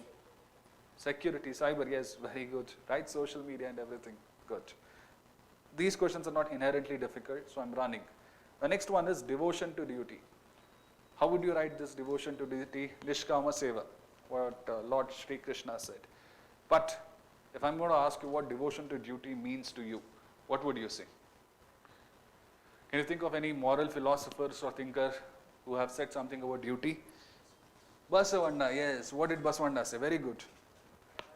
Kayakave Kailasa. Look at God in the work that you do. That is what is written, Kayakave Kailasa. Where? That is what is written on our Vedanta Sauda, right? But that is something that they hardly do. Yes, you can. He did not, Saram Vishweshwaraya was such a civil servant that he did not use the candle which was brought from government's treasury for his personal use. And I remember when I gave exam in the past few years, there were students who came in the government vehicles, right? From morning till evening, that government vehicle would be standing there. The government driver will be there, okay? And whenever there would be a break, the 2 hours break will be there. The car will be running so that AC will be available to the student. Is this devotion to duty? This is VVIP culturalism to the maximum extent possible. Removing that red beacon on top of the car is meaningless, absolutely foolish, until and unless you remove that VVIP way of thinking from your mind. Is it not? Yes. All of you are common people? Right. In India, majority of us are common people. Very few have power, and the way they use power is like this. It made me so angry and disappointed to look at that state of affairs. And the student was writing exam, UPSC exam, right? Ethics paper, right? You have come across IAS officers who closed a public stadium so that their dog could walk. Or their dog has more dignity than we do, right? That is the thing. Unfortunate things, right? Moving on. All right. Whistleblower who reports corruption and illegal activities, wrongdoing and misconduct to the concerned authorities runs the risk of being exposed to grave danger, physical harm and victimization by the vested interest, accused persons and his team. What policy measures would you suggest to strengthen protection and mechanism to safeguard the whistleblower? Here they have explained what are the challenges the innocent whistleblower faces. Okay, you don't have to any direct way justify that, it is self-explanatory. In the introduction, you can talk about this term whistleblower. Why whistleblowers are important? Why are they important? For a democracy, for a country such as India, why are whistleblowers important? Misappropriation of funds.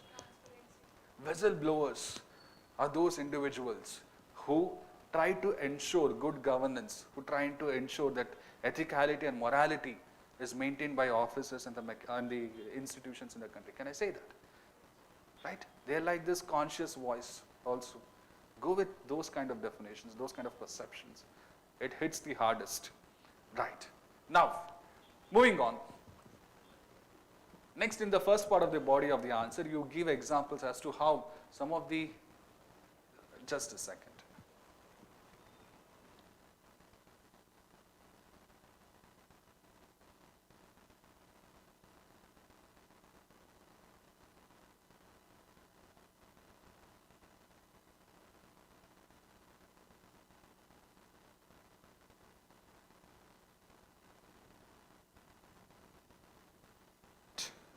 So where are we? Can you think of any whistleblower who faced death because of his actions of blowing whistle on what was happening wrong? Can you think of anything? Can you think of anyone? There was a journalist, there was a officer, central government officer, quite many people. You can mention about that. These people were murdered in such gruesome manner, right? And the gruesome murder was like a message to all other whistleblowers. If you blow whistle on people like us, right? Dandam dashagunam. Don't write these things, but just mention how whistleblowers have faced threat through their life. And apart from that, they've also explained victimization of whistleblowers, harassment of whistleblowers and their family members. This also happens. They tend to go for character assassination of whistleblowers. You guys agree with me? Right? That also. Sorry? Movies. Which movies? All right. Edward Snowden, yes, nothing wrong with that. Okay? They filed a Patriot Act against him, right? One of the most toughest legislations that we have in America, right? Coming back, what policy measures would you suggest to strengthen protection mechanism to safeguard the whistleblower? Now, whatever corporate rules we have now, in that we don't have a dedicated mechanism to encourage people to ensure protection to whistleblowers. That we can do over here. That one policy measure we can take at a corporate level. Then we have Whistleblower Protection Act in our country, but that has so many loopholes. Okay, it has penalizing powers also to certain whistleblowers for making wrong accusations against certain people. But that is very, it could be misused. Quite many loopholes are there. That is something that you can work upon. Now, if a whistleblower is facing too much of harm or threat, you need to provide protection to them. There is something called as witness protection. Law Commission has spoken about it. Supreme Court of India has spoken about it. Such witness protection measures should be included for even whistleblowers who blow the whistle on such large misappropriation of funds or unethical actions. Apart from that, what policy measures would you suggest to strengthen protection and mechanism? Usually what happens, the blowing of the whistle is one part. Justice has to happen in a timely manner on that issue, right? So justice delivery in an effective, timely manner is required. That is also a policy measure which would help. Sorry? Maintaining anonymity, yes, that is one more thing. The other thing that you can talk about is, if whistleblowers have blew the whistle and they want to showcase their identity as a model exemplars, right? You should cherish, celebrate those whistleblowers as well. Some things like that, right? This is also not a very inherently difficult question. And unfortunately, what has happened when I was talking to the students who have given mains this time around, they have not focused on the last few questions of section A because of the want of time. And they might have missed out on marks because of this, right? Anyways, not a problem. Moving on, the next question is, in contemporary world, corporate sector's contribution in generating wealth and employment is increasing, all right? In doing so, they are bringing unprecedented onslaught on the climate and environmental sustainability and living conditions of human beings. In this background, do you think corporate social responsibility is efficient and sufficient enough to fulfill the social roles and responsibilities needed in the corporate work mandated critically examined? The first few lines is very simple. They explain the logic behind coming up with corporate social responsibilities. Corporates usually work with a profit motive. They don't think about people. And in their, all right, enthusiasm for realizing profit, they create harm for people and for environment as well. Can you think of any such things which might have happened in India? Union Carbide case was an example of that, 1984, right? Plachimada plant, the Coca-Cola plant that was there mentioned in your NCRTs, right? Other than that, can you think of anything like this? Corporates harming people and environment, right? That one was there. Then in Odisha there was a steel, right? What was the name of that? The name of the company, it's not coming to my mind. Box, right, that one. So there were iron ore industries in a place called as Kudremukha. Right now, Kudremukha, anyone of you who has visited Kudremukha? Come on, how many of you are from Karnataka? How many of you have visited Kudremukha? Only one? Oh, this is so sad. Right? Kudremukha is a region where you find some elephants as well because of iron ore industries and everything. Those animals were getting affected. Right? There are so many examples like that. Right? So you can talk about this. Just give you examples as to how they were creating harm because they were just focusing on profit. To overcome this, we came out with CSR where 2% of the funds have to be given. Profit has to be given to certain activities. Wipro, Infosys, Tatas and everyone are creating CSR activities for the benefit of women, for children, all those things you can talk about. ITC is creating kiosk for the benefit of farmers as well. The classmate books that you buy, at the end of that classmate book you have that CSR activities that they do also, right? You can talk about it. So there is some positiveness being created by CSR. They are creating that social development. Profit, people and environment. All three are being balanced. But unfortunately, there are companies, most of the companies, who are not utilizing their CSR mandate in a proper way. They are not spending the 2%. And even when they are spending it, they are not taking care of the areas where they are investing. Sometimes they have not even created a committee. There is no monitoring. Right? You highlight those points. Why does this happen? People look at CSR as just one legal condition that they have to meet. They don't look at CSR as a mechanism to contribute. There is no will on their part. When you have that personal will, you will work for it, right? When you don't have that personal will, you will just look at it as a legal condition. Is it not? How many of you are going to get arranged marriage? Love marriage? No marriage at all? The reason I am saying is, right? People look at arranged marriage as a condition that they have to meet. Right? CSR is like that. We have to do, we will do. There is no other option. You need to have that personal willpower. Don't write about this marriage thing in your answers. Right? That's the thing. Okay? That is the major issue with this. To whomsoever I have taken society, what I have told them is, if you want to bring a change in society, that change in society cannot be brought by just legal changes. Our mindset, our attitude, our thinking, behaviors, everything should change. Does it not? And CSR will only be effective when the mindset of the corporates changes, when they become more selfless in nature. How to build such things? That could be your conclusion. Cherish, nurture, celebrate those companies who are involving CSR activities in the right manner. Punish those countries or penalize in an appropriate manner and adequate manner those companies which are looking CSR or which are diluting the core objectives of CSR. That is it. Right? Moving on. Section B, case study. Right? This is what was more interesting. Coming back to this,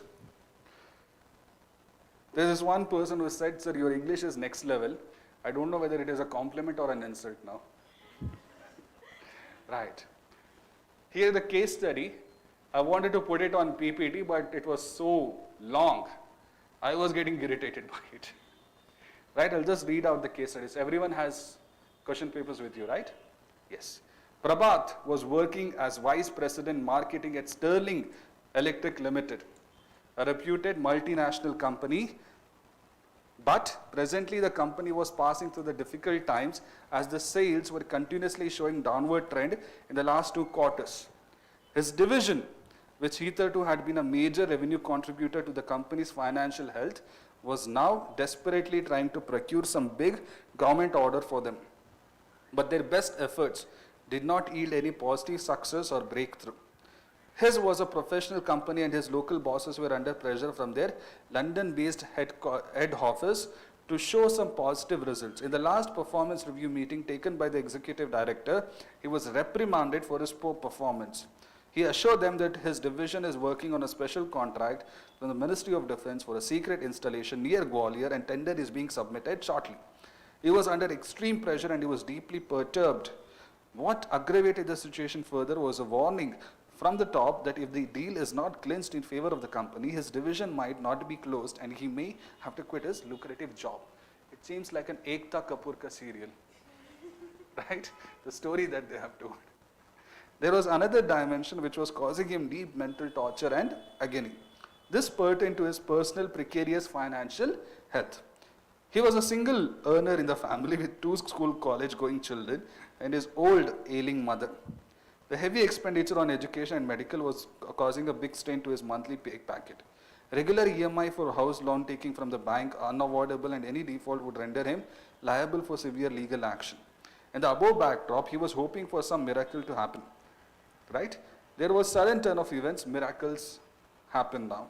His secretary informed that a gentleman, Subhash Verma, wanted to see him as he was interested in the position of manager which was to be filed by him in the company. He further brought to his notice that his CV has been received through the office of the Minister of Defence, okay, MOD. They are sending letter of recommendation, okay. During interview of the candidate Subhash Verma, he found him technically sound, resourceful and experienced marketeer. He seemed to be well convenient with tendering procedures and having knack of follow-up and liaising in this regard. Prabhat felt that he was better choice than the rest of the candidates who were recently interviewed by him in the last few days. Subhash Verma also indicated that he was in possession of the copies of the bid documents that the Unique Electronics Limited would be submitting the next day to Defence Ministry for their tender. Unique Industries, Electronics are their competitor, okay. So he is willing to offer their bid document so that he will get a job in this company, right? He is resourceful, technical, but would you hire such a person? Yes, we'll talk about that. He offered to hand over those documents subject to his employment in the company on suitable terms and conditions. He made it clear that in the process the Sterling Electric Limited could outbid their rival company and get the bid and hefty Defence Ministry order. He indicated that it will be win-win situation for both him and the company. Prabhat was absolutely stunned. It was a mixed feeling of shock and thrill. He was uncomfortable and perspiring, right? As if he is in an interrogation room. If accepted, all his problems would vanish instantly. And he may be rewarded for securing the much awaited tender and thereby boosting company sales and financial health. He was in a fix as to the future course of action. He was wonderstruck at the guts of Subhash Verma in having surreptitiously removing his own company papers and offering to the rival company for a job. Being an experienced person, he was examining the pros and cons of the proposal and situation. He asked him to come the next day, discuss the ethical issues involved in this case study. How many sub-questions are there? 3, right. Here also it is 3, but I was very skeptic about it because I thought it would be 5. Discuss the ethical issues involved in this case study. Right. Now here, whenever I have taken core ethics discussion, what I've told them is, don't go with the stakeholders and all those approach because it will make you give too much of time and you can't answer all questions, is it not? This is a case in point. Stakeholder approach and everything, it's become obsolete in nature. Since they have asked about discuss the ethical issues, directly talk about it. What are the ethical issues that he has in the case? He has a duty towards his parents, he has a duty towards his company, he has a duty towards his moral conscience, right? He has a duty towards the overall company's growth as well. Apart from that, ethical issues, justice, right? Apart from that, what else? Responsibility. Anything else? Ethical issues?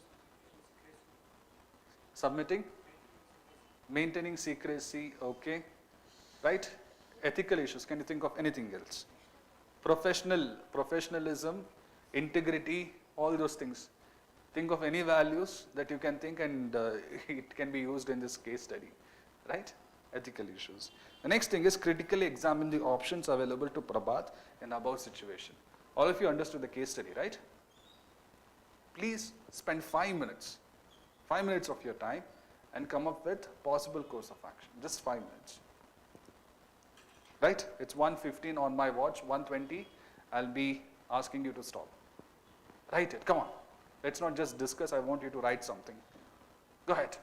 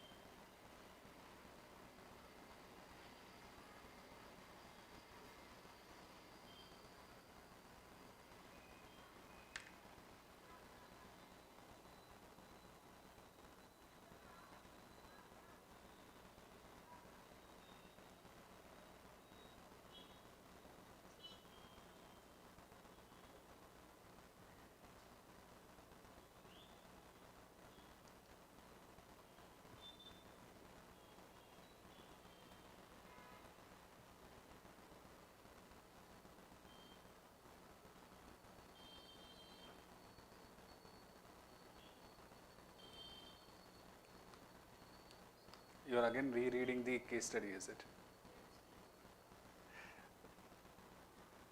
You tend to lose out time when you do that. So when you're reading it for the first time, take utmost interest and read. Right. Anyways, go ahead.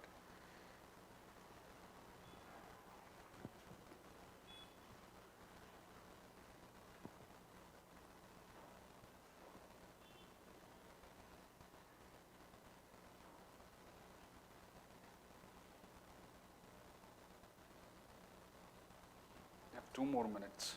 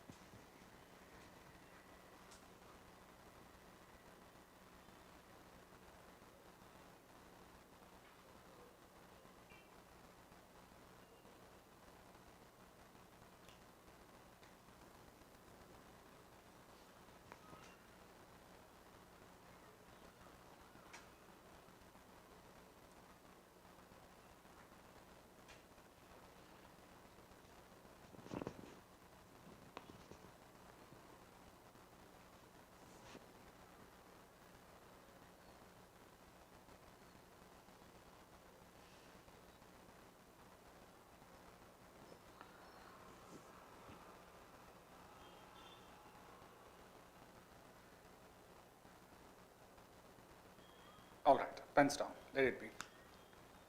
Okay, how many course of actions were you able to write? How many of you wrote three course of actions? How many? 3. How many of you wrote 4? How many of you wrote 5? Good. How many of you wrote 7? Anyone? Right. Now let's discuss. Prabhat can leave the job and go elsewhere. That is one thing. Prabhat can try to convince his people, right, the higher management, that if this does not happen, I'll apply for tender elsewhere. He can search for tender elsewhere and he can get the company running. Second course of action. The third course of action is appoint this Subhash Verma, take the documents from him, but after some time, Subhash Verma is not a good fellow.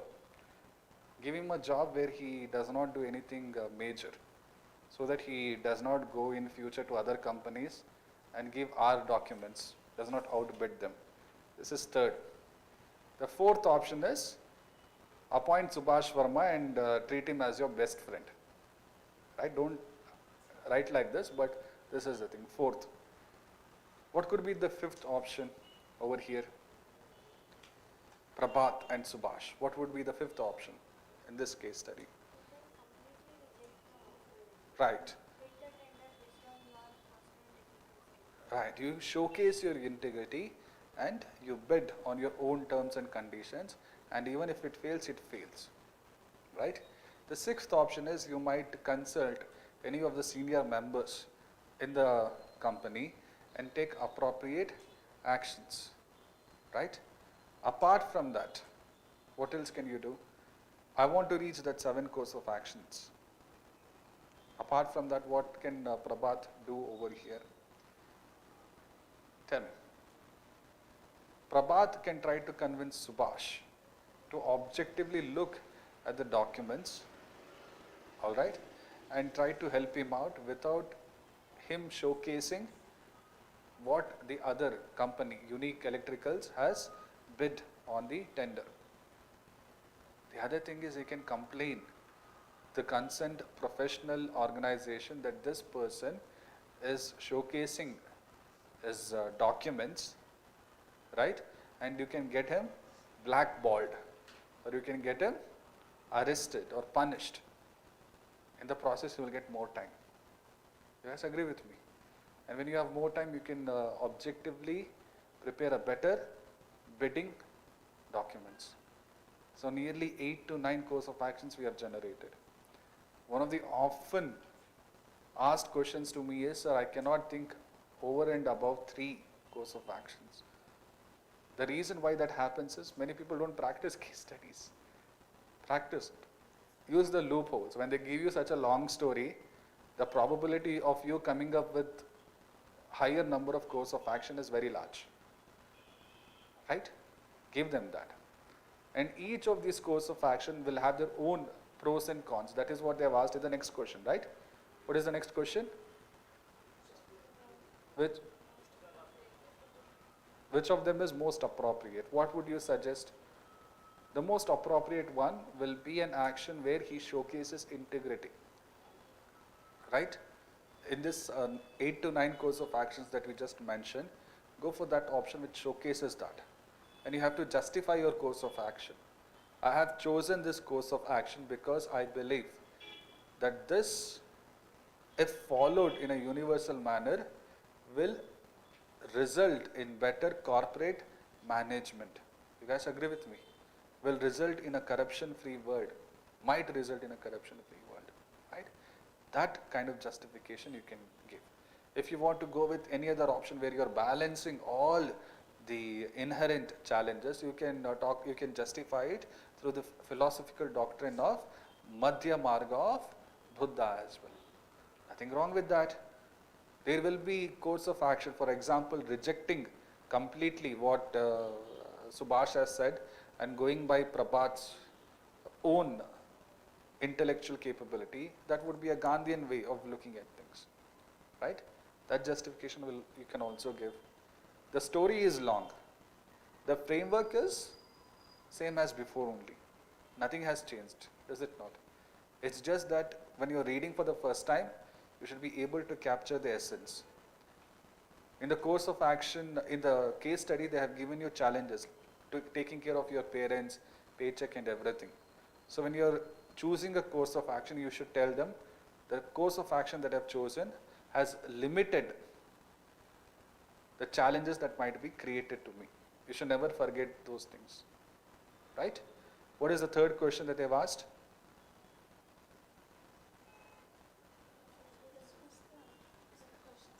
Third question. Which of the above would be the most appropriate? Second one is? Critically examine the options available to Prabhat and the Prabhat. Critically examine the option is very simple. For example, if I chose to leave the company, I am showcasing cowardice, moral cowardice, and I am running away, right? If I am trying to stick with Mr. Subhash, I am losing my integrity, right? That is the con. The process, I will get the company the tender order, there will be career growth. You can also be Ekta Kapoor, there is nothing wrong in that. So this is about this case study. The next one, is there any doubt in this case study? You ask me. The case studies are simple. The only problem is it is very long. And the next few case studies are even longer in terms of sub-questions that they've asked, right? Ramesh is a state civil service officer who got the opportunity of getting posted to the capital of a border state after rendering 20 years of service. Ramesh's mother has recently been detected cancer and has been admitted in the leading cancer hospital of the city. His two adolescent children have also got admission in one of the best public schools of the town. After settling down in his appointment as director in the Home Department of the state, Ramesh got confidential report through intelligence sources that illegal migrants are infiltrating in the state from the neighboring country. He decided to personally carry out surprise check to the border post along with his Home Department team. To his surprise, he caught red-handed two families of 12 members infiltrated with the connivance of the security personnel at the border post.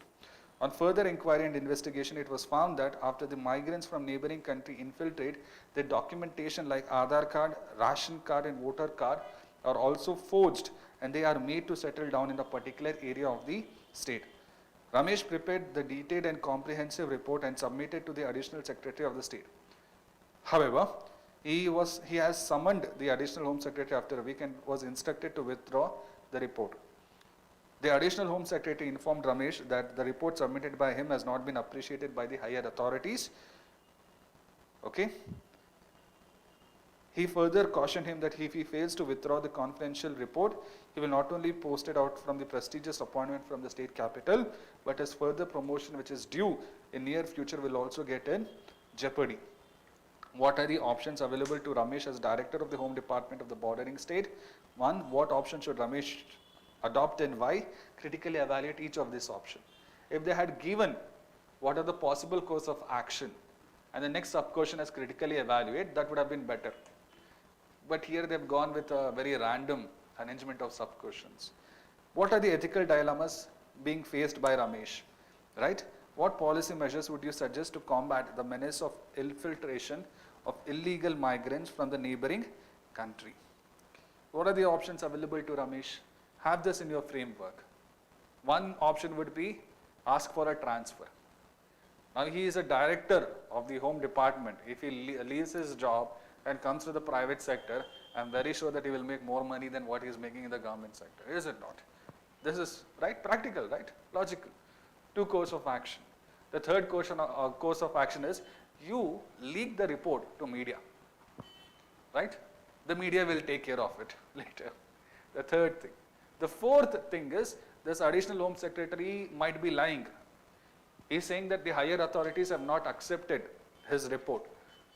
You can approach the higher authorities to us and try to talk to them and find out if the Additional Home Secretary is indeed lying or being honest.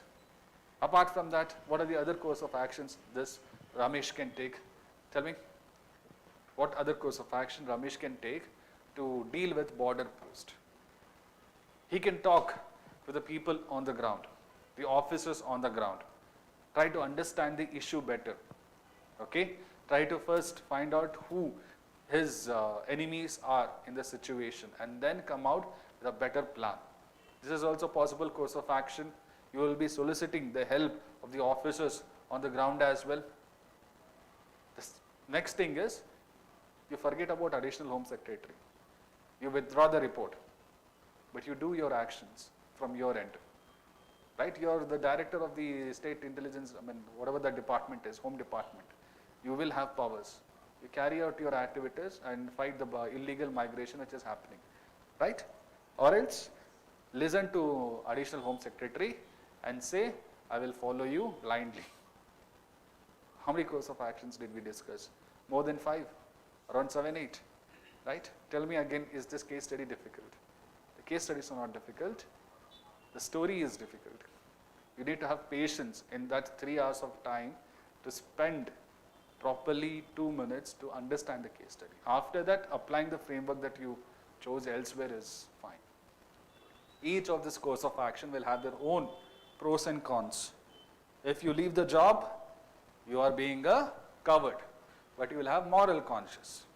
If you join the private sector, you are running away from responsibilities as an officer. You are foregoing that.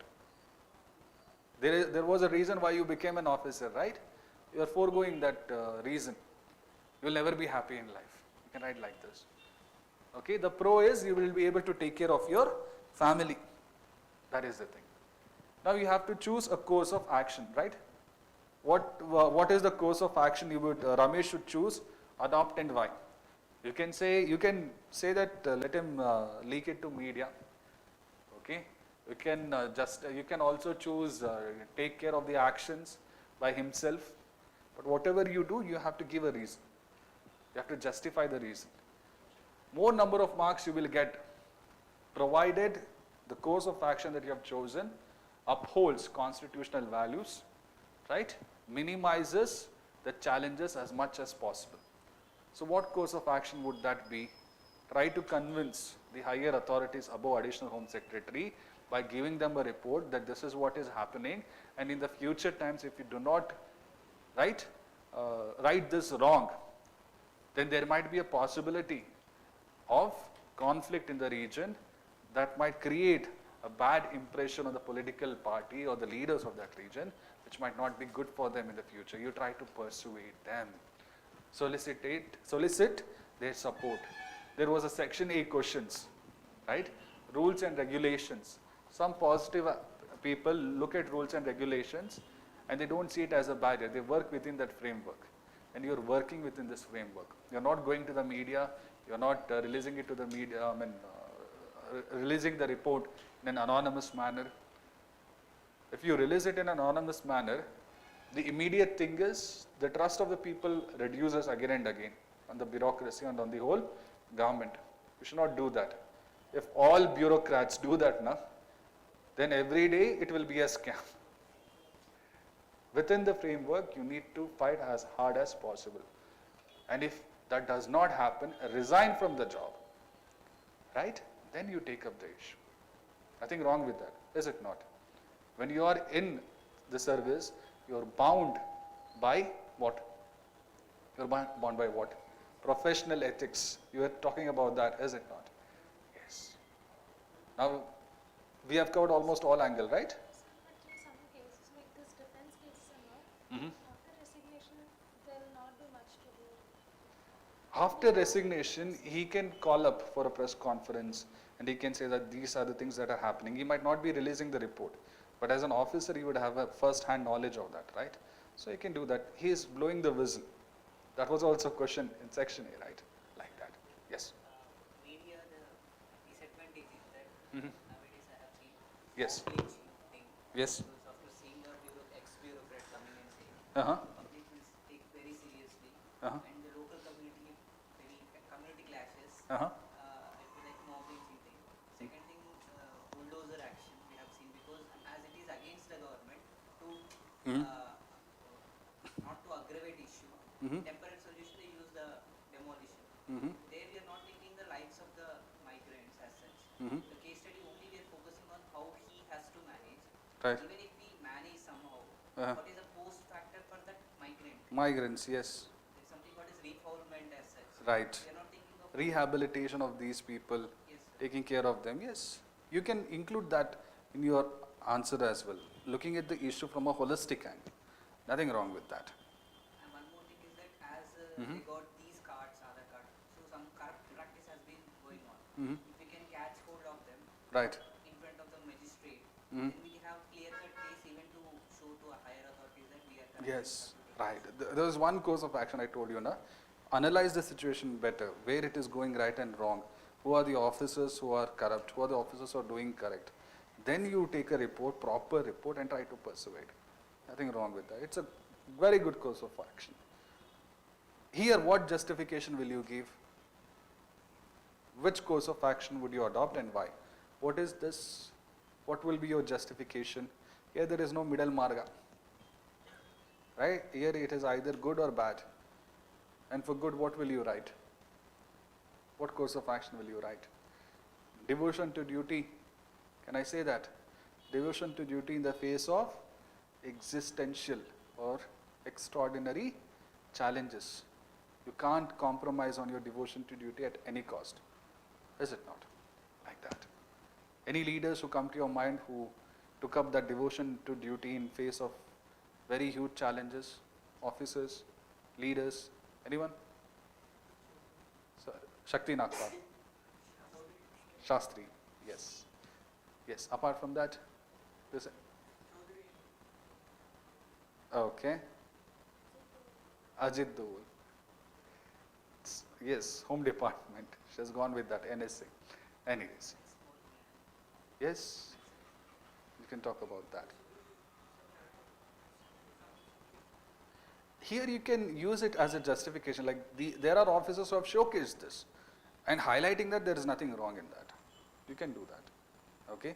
When you are using the philosophies of leaders, right, moral thinkers, quoting examples from their life will be accepted, not an issue.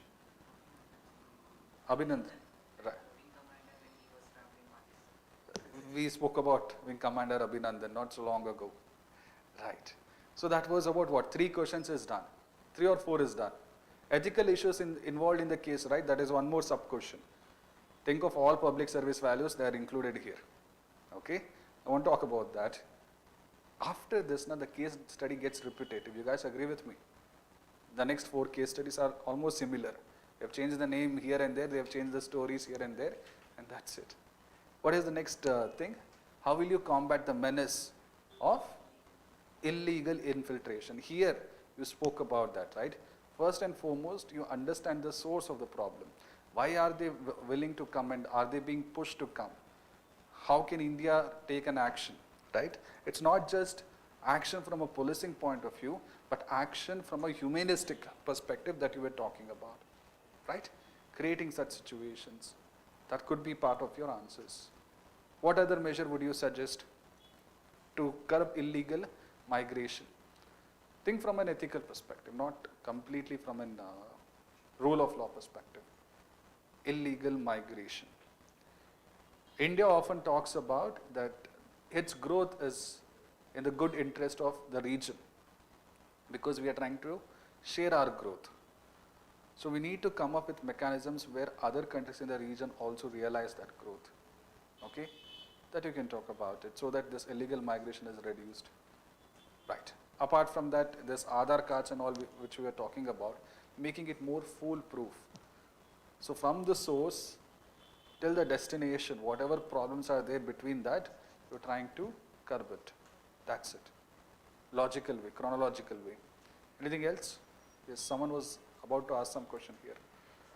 Northeast, Right. and Nagaland. Uh-huh. The Myanmar people, they temporarily come and they Mhm. do some their business and they go back by the evening. Mhm. So that fluid type of mechanism also helps temporarily. Okay. So what you're trying to say, if I'm going to rephrase it in a different way, the restrictions that we have, strict restrictions, could be eased so that they can carry out their livelihood and go back to their country without resorting to illegal migration. Yes. You can also talk about how India as a country can invest in social infrastructure in other countries. More often than not, it is because of lack of health or education that they're coming, right? And India provides assistance, external assistance to its neighboring countries. You guys agree with me? We have provided it to Nepal, we have provided it to Bangladesh. You can do that. Yes. Right? With Sri Lanka, though, in recent times, quite a lot. How much? US $4 billion, I guess. Something like that. Yes. Moving on. What is the next question?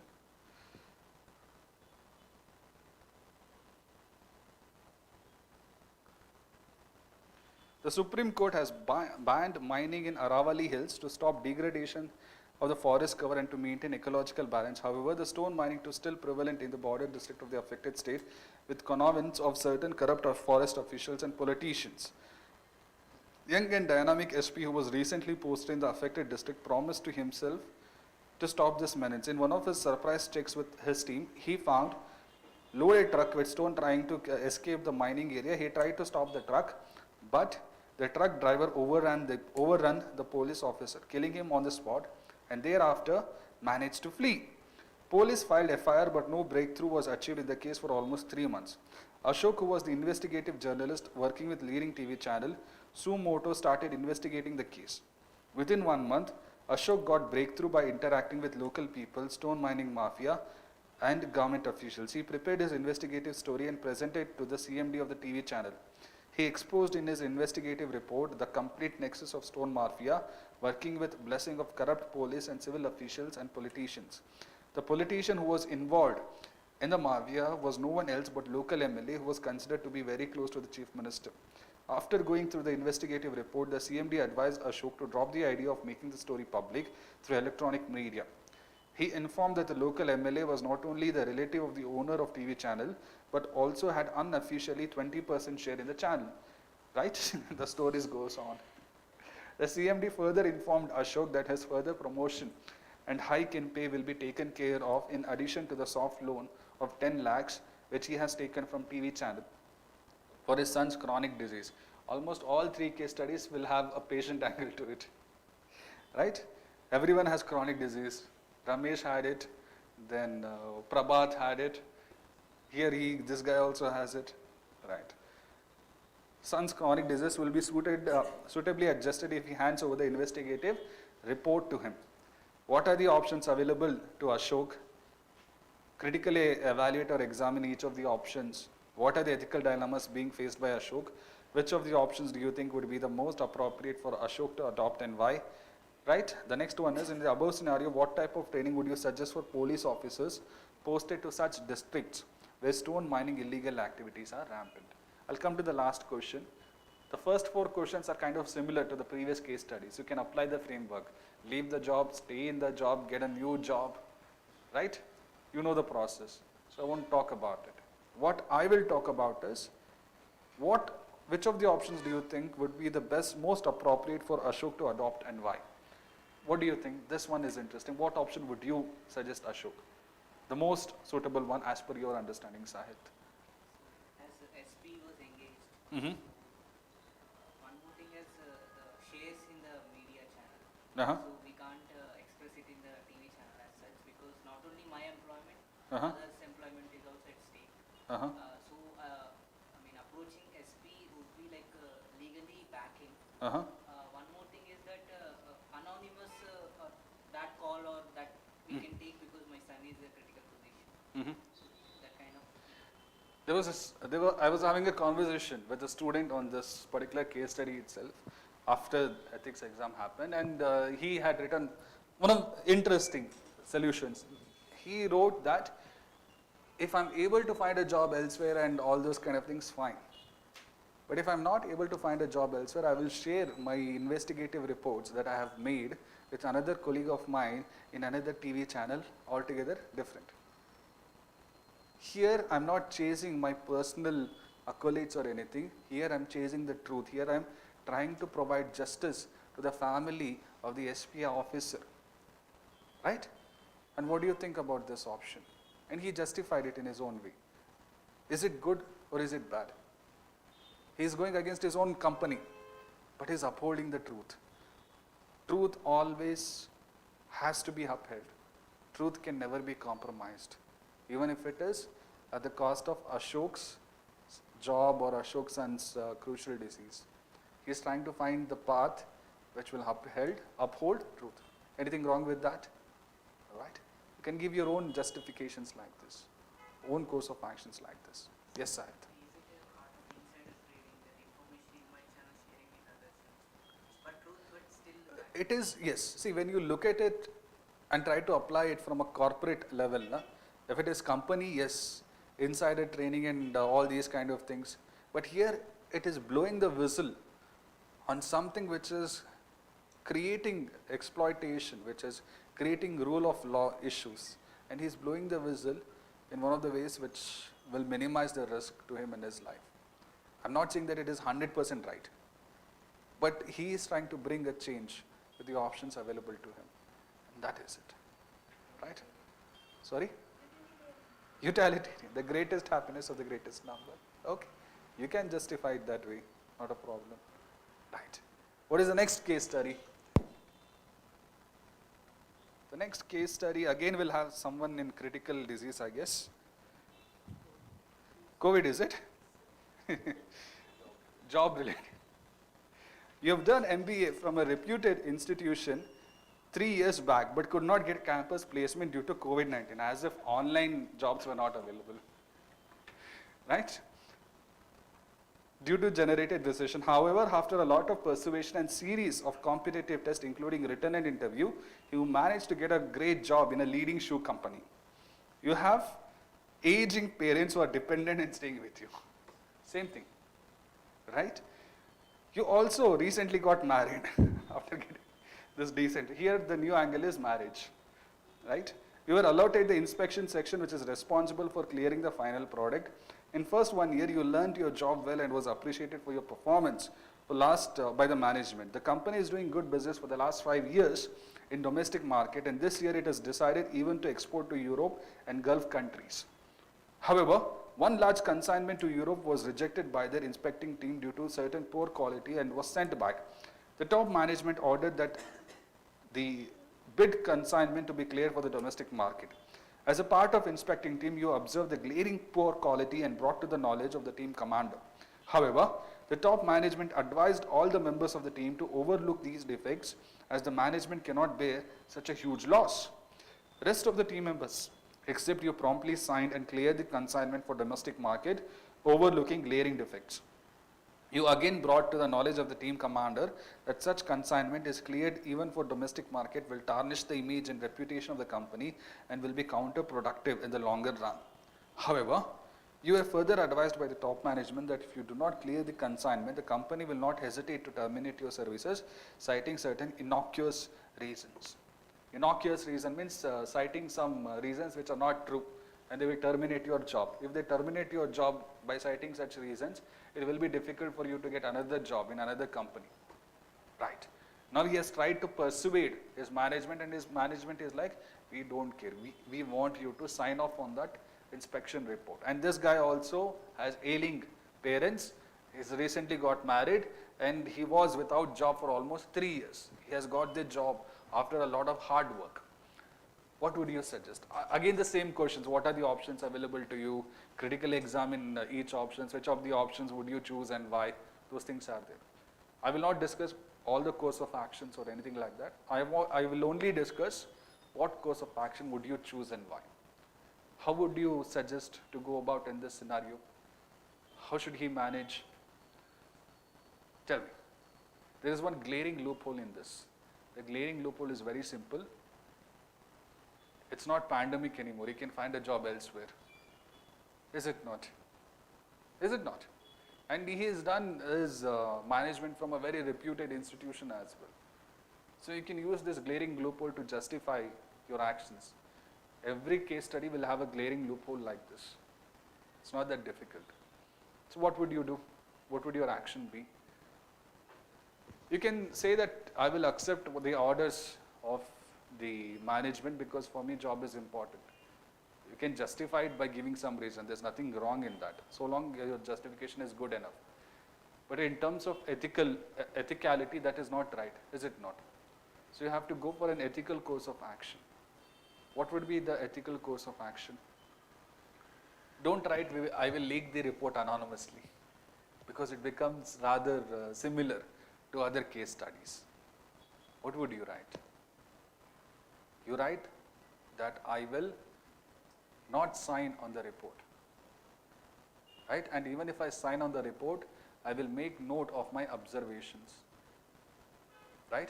And if the management is asking you to sign off on the inspection report, please ask them to give it in writing. At various points in time, Supreme Court has told that if oral observations of ministers you don't follow to officers, ask for written documents.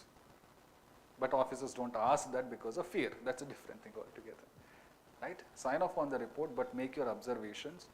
And if that is not the case, resign from the job. You have spent 3 years of your life searching for a job in which you will be happy.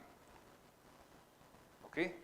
Whatever parent-session marriage is there, you can manage it by talking to your friends, borrowing money from your friends, doing some other work, doing gig work. So many things are there. You don't have to compromise on your integrity just because you have problems in your life. Everyone has problems. Give me a person who does not have problem in his life. Even Ambani might have some problems of his own, right? He might not be thinking of clearing UPSC exam, but he might be thinking of so many other things. You're understanding my point? Yes. Any other unique, innovative course of action you want to suggest for this case study? Take some time and check on the quality and improve the quality of those products. And install that supply.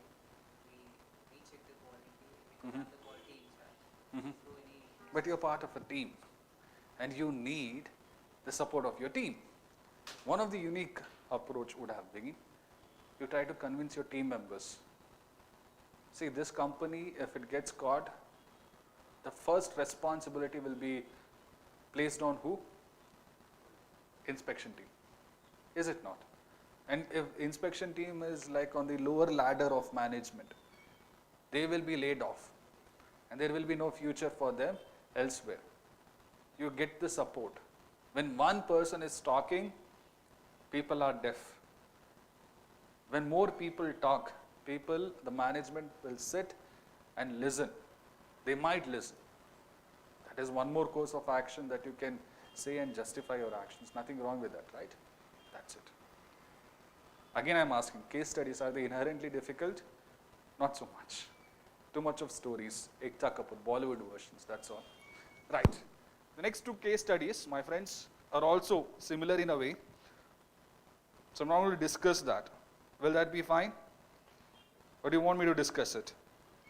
Because I've been holding you captive since last more than 2 hours, that's why. Two case studies, I'll finish it. Yes, good. The 11th one, where is it? Yes, Rakesh. Again Rakesh, is it? Rakesh was working as a joint commissioner in transport department of a city. As part of his job profile, among others, he was entrusted with the task of overseeing the control and functioning of city transport department. A case strike by Drivers Union of City Transport Department over the issue of compensation to a driver who died on a duty while driving the bus came up before him for decision in the matter. He gathered that the driver was plying bus number 528, which passed through busy and congested roads of the city. It so happened that near an intersection on the way there was an accident involving a middle-aged man. It was found that there was an altercation between the driver and the car driver. Heated arguments between them led to a fight and the driver gave him a blow. A lot of passerbys had gathered and tried to intervene but without success. Eventually both of them were badly injured and profusely bleeding and were taken to the nearby hospital. The driver succumbed to the injuries and could not be saved. The middle-aged driver's condition was also critical, but after a day he recovered and was discharged. Police had immediately come to the spot and FIR was registered. Police investigation revealed that the quarrel was started by the bus driver and he had resorted to physical violence. There was exchange of blows between them. The city transport department management is considering of not giving any extra compensation to the driver's family. The family is very aggrieved, depressed and agitated against the discriminatory and non-sympathetic approach of the city transport department. The bus driver was deceased, was 52 years of age, was survived by his wife and two college going daughters. He was the sole earner of the family. The city transport department's workers union took up this case and when found no favorable response from the management, decided to go on strike. The union's demand was twofold. First was full extra compensation as given to other drivers who died on the duty, and secondly, employment to one of the family members. The strike has continued for 10 days and the deadlock remains. What are the options available to Rakesh to meet the above situation? Critically examine each of the options identified. What are the ethical dilemmas faced by Rakesh? Do you see any diversification in the case studies as such? Very less, is it not? What course of action would Rakesh adopt to diffuse the situation? This is what is important to me. Now, what is the core crux of this case study? What is the core crux of this case study? To which particular ethics chapter does it correspond to, as per your opinion? Which ethics chapter? Important one. It is? Go ahead. Emotional intelligence, very simple. Na? Emotional intelligence. Here, people are angry, people are frustrated, agitated. And this person, Rakesh, he has to manage these emotions in as favorable way as possible. The person, the driver who lost his life, in the FIR they have mentioned that it was his action that started the violence and he eventually succumbed to the injuries. The department is using this as a reason, alright, to give the victim's family only half of the required compensation. Now from a humane perspective, you understand their anger, right? Because he was the sole breadwinner of the family. There are 2 daughters, school, college going daughters, who will take care of them, half the compensation. They justified to feel a little bit angry, nothing wrong with that. The workers' union also feel that the management is looking at them as tools rather than human beings. Their anger is also justified. What will you do? You can take up so many actions. You can give a dhamki. What is a dhamki? A warning. In the warning for the people who are protesting and saying that if you don't come back to job, I'll terminate your jobs. But that is not advisable. You should never treat anger with anger. Varna, it becomes like a Rohit Shetty movie with too much violence. Right? Don't write this in your answer. Anger as a solution to anger is not the right way to go about. What you can do, I'll just tell you my course of action if I was writing. I would say that talk to the victim's family, tell them that you have they have your sympathies. You talk to the workers' union and assure them that you will do everything possible. Now, half of the compensation you need to raise. You can raise that half of those compensation, right? Too much of anger. Right? You will try to raise half of that compensation by giving some part of your salary. You can request others also to do the same. Find ways to get that half of the compensation. And there was one more demand. That was one of the demands that you have met. The other demand was giving education, not the education, job to one of their daughters. You can give it if that is possible. But rather than that, what you can say is, since both of them are in their formative years of education, crucial years of education, we will try to give them education within our capabilities. You can talk to a government school or college and you can take up their responsibilities. Some of the other officers, workers' unions can chip in so that they have jobs, and so that they have good education where they can realize a better qualitatively good job. And the victim's family might agree to that. Alright? 2 demands of theirs you have met. But the other thing, the crucial issue is, the emotions of drivers are often on a very, it can turn violent very easily because they are made to drive their buses in congested roads where everyone is honking, right? You have to manage their anger in future cases also. So we will try to request the department for a counselors who can talk to drivers if they are facing such negative emotions, so that it does not repeat. Because every time it repeats, you can't raise compensation like this. You can't support people with whatever government salary one gets, is it not? It is like this. This is a possible course of action. It is trying to manage the emotions of all others without any sort of negatives. You guys agree with me? Yes. What would you do? Would you choose this or would you do something else? Whatever you choose. But the emotions of everyone should be met. The protest should not go on. This incident should not repeat in the future. The victim's family, even though the driver was in the wrong by raising his hand and resorting to violence, you have to showcase that humanity looking at the overall picture of the family. That is it. All right? What is the next question about? Case study. Right. You are appointed as an officer heading the section in environmental. Paralysis happened. Next, this is one more environmental related case study. You are appointed as an officer heading the section in Environmental Pollution Control Board to ensure compliance and its follow-up. In that region, there were a large number of small and medium industries which had been granted clearance.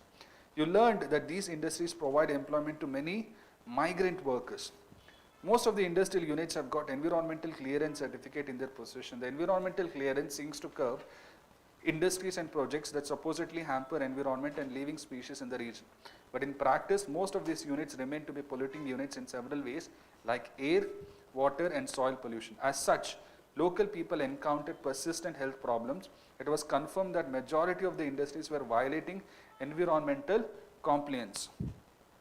You issued notice to all the industrial units to apply for fresh environmental clearance certificate from the competent authority. However, your action met with hostile response from a section of the industrial units, other vested interested person and section of the local politicians. The workers also became hostile to you as they felt that your action would lead to closure of these industrial units. And the resultant unemployment will lead to insecurity, uncertainty in their livelihood. Many owners of the industries approached you with the plea that you should not initiate harsh action as it would compel their units and cause huge financial loss. Shortage of their products in the market. This would obviously add to the sufferings of the laborers and the consumers alike. The labor union also sent you representation requesting against the closure of the units.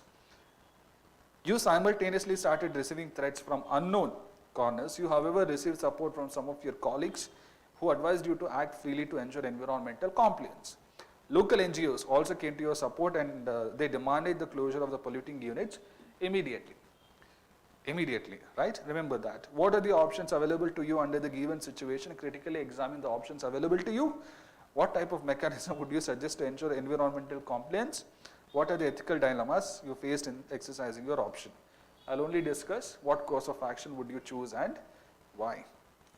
Right. In this case, all right, environmental ethics, again over here. The companies are requesting you not to impose actions, is it so, against them, not to initiate actions against them, is it so? Yes? Read the case study. What kind of actions are they asking you not to impose? There is an adjective, harsh actions. Here you have a loophole. Initially you say, okay, fine, I will not initiate harsh actions, but I will penalize you in an incremental way. I will give you time. And in that meantime, right, and in that meantime, you also talk to the labor unions, you talk to the common people, you talk to the politicians, whomsoever it is necessary to increase the public support for your actions. Remember, as an officer, even as an IAS officer, whatever actions you take now will be absolutely useless and meaningless if you don't have the support of the common people. And here that is what is missing in the initial time. So when he gets the support of the common people, do you think it would help? It would help in a larger manner. That course of action you can suggest. Right?